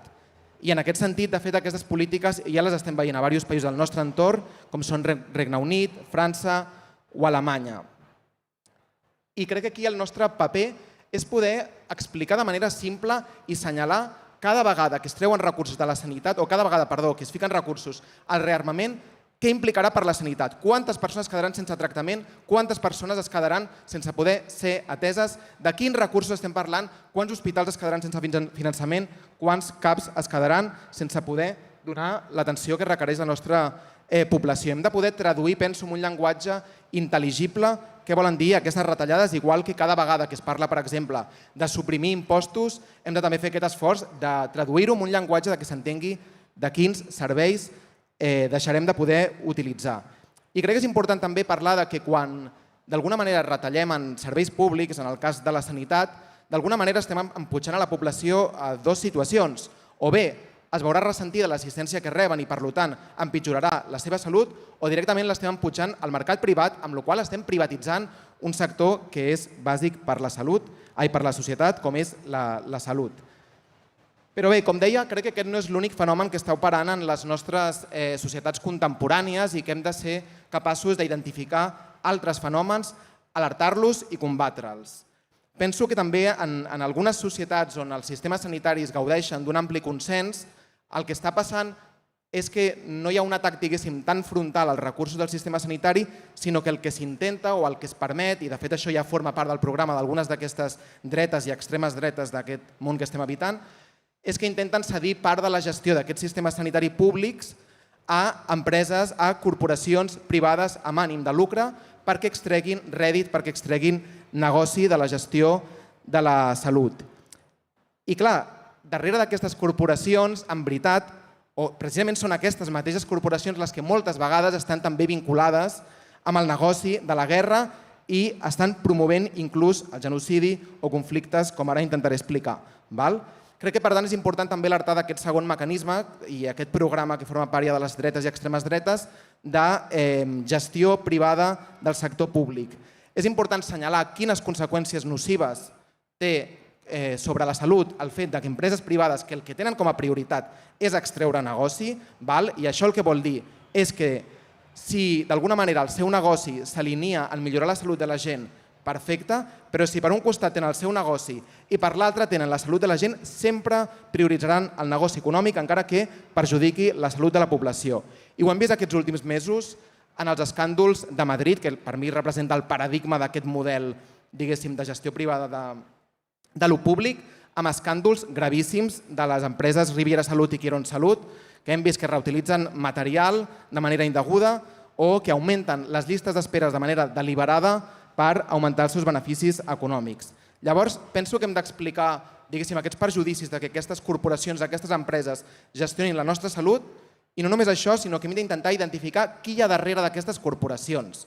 I com deia, moltes vegades veurem que estan aquestes mateixes empreses que promouen la guerra, escalada bèl·lica, etc. Que, per tant, la salut sembla que els importa bastant poc.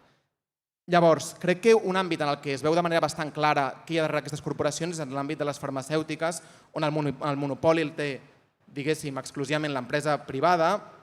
I en aquest sentit, un paradigma del que estic explicant és, com comentava el Pablo, el de la farmacèutica Teva, que és una farmacèutica israeliana que distribueix un munt de genèrics a l'estat espanyol i també a Catalunya, i que és una empresa que bàsicament dona suport directe a l'exèrcit israelià, es beneficia econòmicament de l'ocupació del territori de Palestina i que entre els seus principals inversors estan persones vinculades directament amb l'ocupació i el complex militar israelià. En resum, crec que és important identificar qui són aquestes corporacions, assenyalar quins interessos hi ha darrere, assenyalar també aquestes contradiccions de que evidentment la salut no els interessa gens, l'únic que els interessa és extreure negoci i davant d'això, evidentment, defensar una sanitat pública i desmercantilitzada. Llavors, crec que també en altres països on hi ha un ampli consens de defensa o diguéssim que la sanitat pública forma part d'un altíssim consens, una altra de les qüestions que estan d'alguna manera realitzant les dretes i les extremes dretes i que també hem d'assenyalar i que crec que és molt important és que estan reapropiant-se d'aquest consens per utilitzar els sistemes sanitaris com a arma arrolladera en contra les poblacions migrants. Una mica amb l'argument que aquests sistemes sanitaris no són sostenibles en la mesura que hem d'atendre també les persones migrants. Davant d'això, nosaltres ho tenim claríssim, sanitat pública universal sempre i forma part del nostre argumentari i principis bàsics, però crec que també, evidentment, hem de combatre que aquest relat no s'aguanta per cap tipus de lloc i que les poblacions migrants més aviat el que estan fent és una contribució neta als estats del benestar i al sistema sanitari públic i que gran part dels treballadors i treballadores del sistema sanitari públic ja són persones migrants. Llavors, crec que aquestes eren una mica com les alertes que hem de fer o els fenòmens que estan passant en quant al sistema sanitari. I ara volia ja com entrar a l'última part per acabar amb un missatge una mica més esperançador. Crec que la sanitat pública, per nosaltres com a capçalera, és una institució, diguéssim, central que té, diguéssim, una part més material, que té a veure amb l'accés a una qüestió bàsica com és l'assistència sanitària, però que també té una dimensió, jo diria, més ideològica, que és que d'alguna manera ens retorna un ideari, una imatge de profunda igualtat, la sensació de que no deixarem caure a ningú independentment de la seva classe social, del seu origen en termes de país, ètnia, del seu gènere, etc. I crec que aquest imaginari és molt potent i l'hem de saber polititzar per enfront del discurs de les dretes, extremes dretes, d'individualisme, comunitats trencades, nosaltres, d'alguna manera, retornar dient que la sanitat pública representa tot el contrari i és una evidència empírica de que funciona millor i que ens fa millor com a societats. Per tant, ja per acabar, crec que a mi sempre m'agrada parlar dels orígens de la sanitat pública tal com la coneixem a Europa, que es remunten durant la Segona Guerra Mundial al Regne Unit, en un context en el qual la classe treballadora britànica, que va ficar els costos, les seves vides i les morts per aquell conflicte, van dir que el món que sortís després d'aquella guerra havia de ser un món radicalment diferent. I és en aquest context on finalment l'any 48 neix el National Health Service, que és el primer servei nacional de salut públic universal a Europa Occidental i que després el sistema sanitari, diguéssim, espanyol i català s'emmiralla bastant en aquest. Crec que ens toca fer el mateix exercici que va fer la classe treballadora britànica durant la Segona Guerra Mundial i l'any 45, de no només mantenir-nos a la defensiva davant d'aquest auge reaccionari, davant d'aquesta situació de pessimisme i de derrota, sinó passar a l'ofensiva i somiar amb noves maneres de desmercantilitzar la salut i el sistema sanitari per, en definitiva, tenir una millor sanitat i jo crec que tenir un món millor. Gràcies.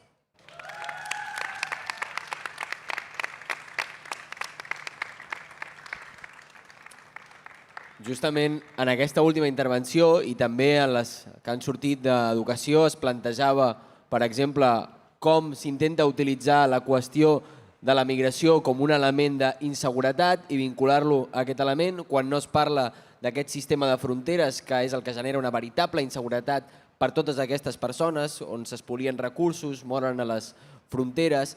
I en aquest també discurs de la inseguretat, un terreny molt important és el moviment de l'habitatge, on s'utilitza per criminalitzar el moviment, on s'utilitza per criminalitzar aquelles persones que ocupen per qüestió de necessitat i que veiem també que hi ha un vincle molt fort, ara ens ho podrà explicar millor el Lorenzo, el company, entre també tota aquesta maquinària de bancs, de fons voltors, que tenen relacions també amb Israel i amb aquests bancs que també són part de l'economia de guerra. Es por eso que et volia preguntar. Vale, buenas tardes, gracias.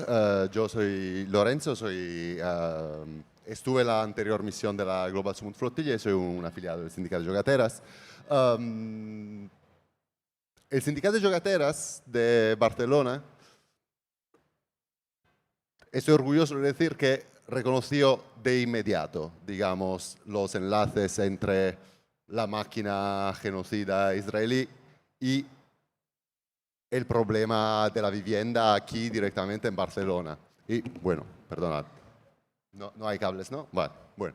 Y en el mes de noviembre después de 2023, entonces cuando el genocidio acababa de empezar, militantes del sindicato de Jogateras, juntos a otras militantes del movimiento per l'habitatge de esta ciudad, ocupó simbólicamente un hotel del Gothic, el Hotel Cortés, que es propiedad de un gran inversor israelí, que hasta la hora de elegir el nombre de sus hoteles le ponen el nombre de otros colonizadores. Entonces, claro, el Hotel Cortés del Gothic se hizo una acción, otra vez simbólica, como se han hecho cientos de acciones en esta ciudad, Y esta vez la peculiaridad fue que la respuesta policial, como bien decías, fue muchísimo más agresiva que lo habitual.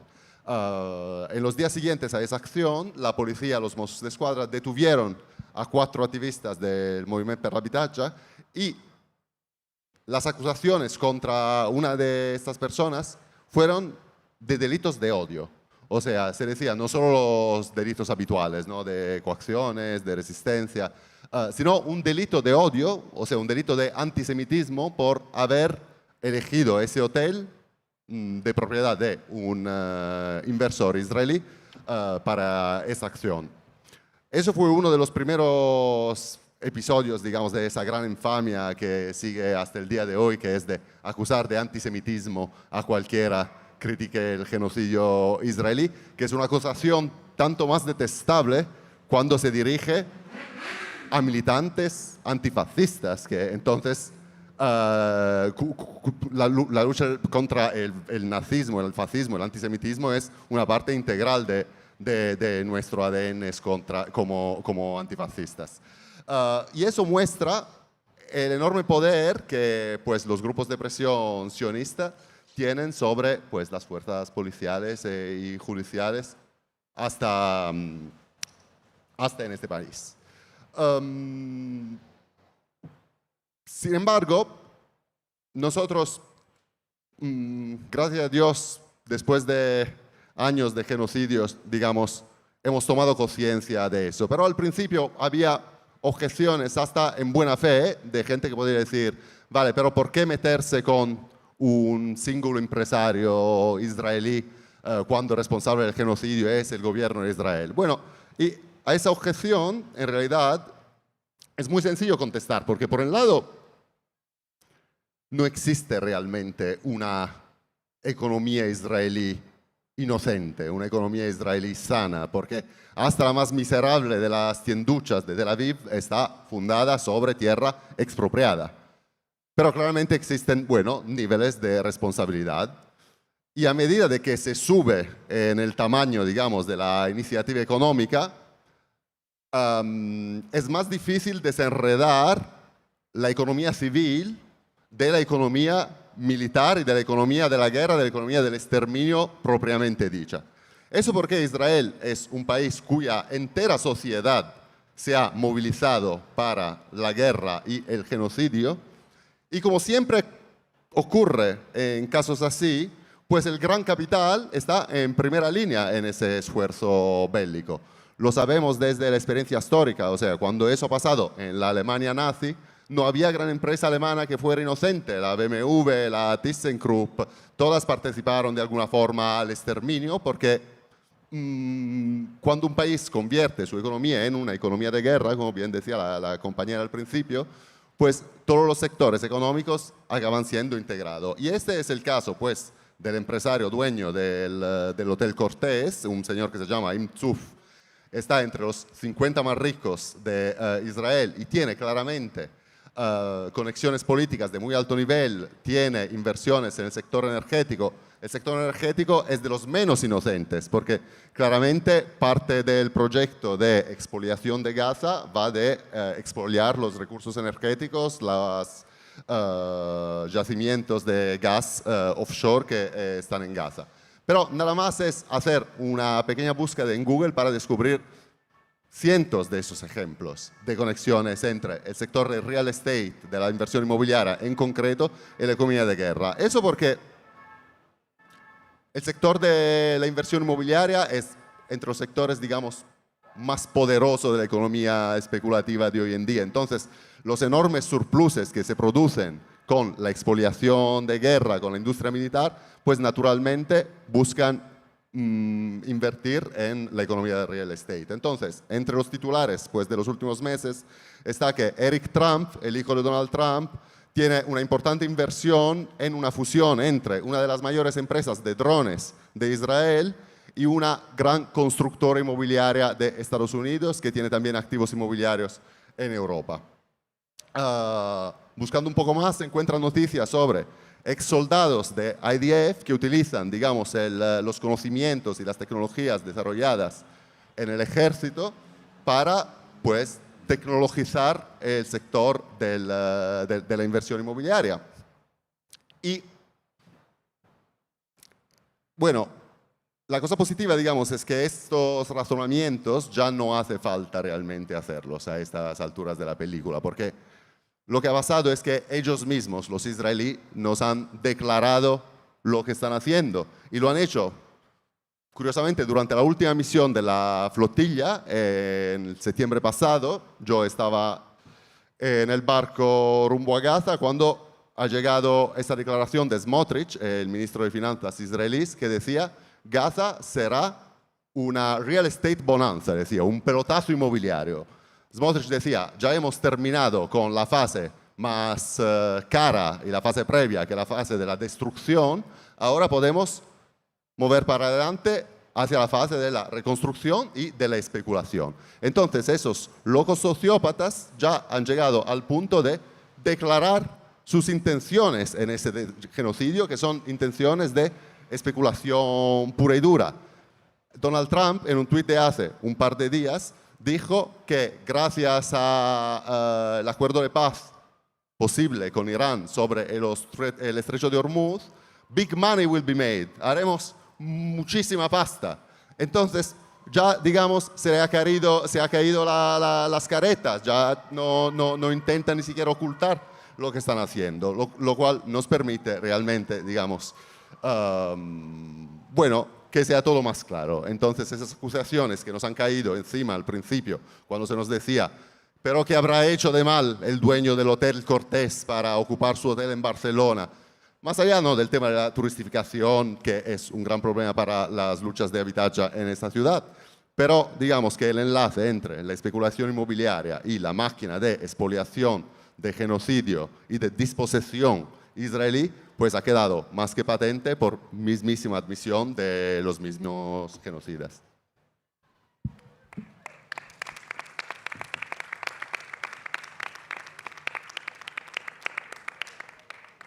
Bé, amb aquesta última intervenció acabem aquesta xerrada, que en realitat forma també part d'una campanya unitària que estem impulsant més de 60 organitzacions, que es diu Tombem el rearmament per la salut, l'educació i el territori, i que precisament posa en valor tot allò que s'ha explicat aquí avui. Jo, per concloure amb una idea que em sembla que ha estat present al llarg de totes les intervencions i que ho mencionava especialment, crec que la Tica, que és que avui oposar-se i lluitar contra el rearmament implica defensar els serveis públics. I els serveis públics es defensen al costat dels treballadors i treballadores que els sostenen dia a dia i que estan en conflicte com a educació, com a sanitat o també com ho està el moviment per l'habitatge. Per això crec que avui, en aquest context on tenim enormes lluites dels treballadors i treballadores del sector públic i de l'habitatge en el nostre territori, hem de ser part d'elles, hem d'estar al seu costat i oposar-nos també des d'aquí a aquest rearmament que s'està impulsant. Moltes gràcies per venir. Continuem la jornada amb les activitats que hi haurà a la tarda, amb concerts, amb activitats culturals, i demà, recordem, també aquesta jornada de sortida de comiat de la Global Summit Flotilla.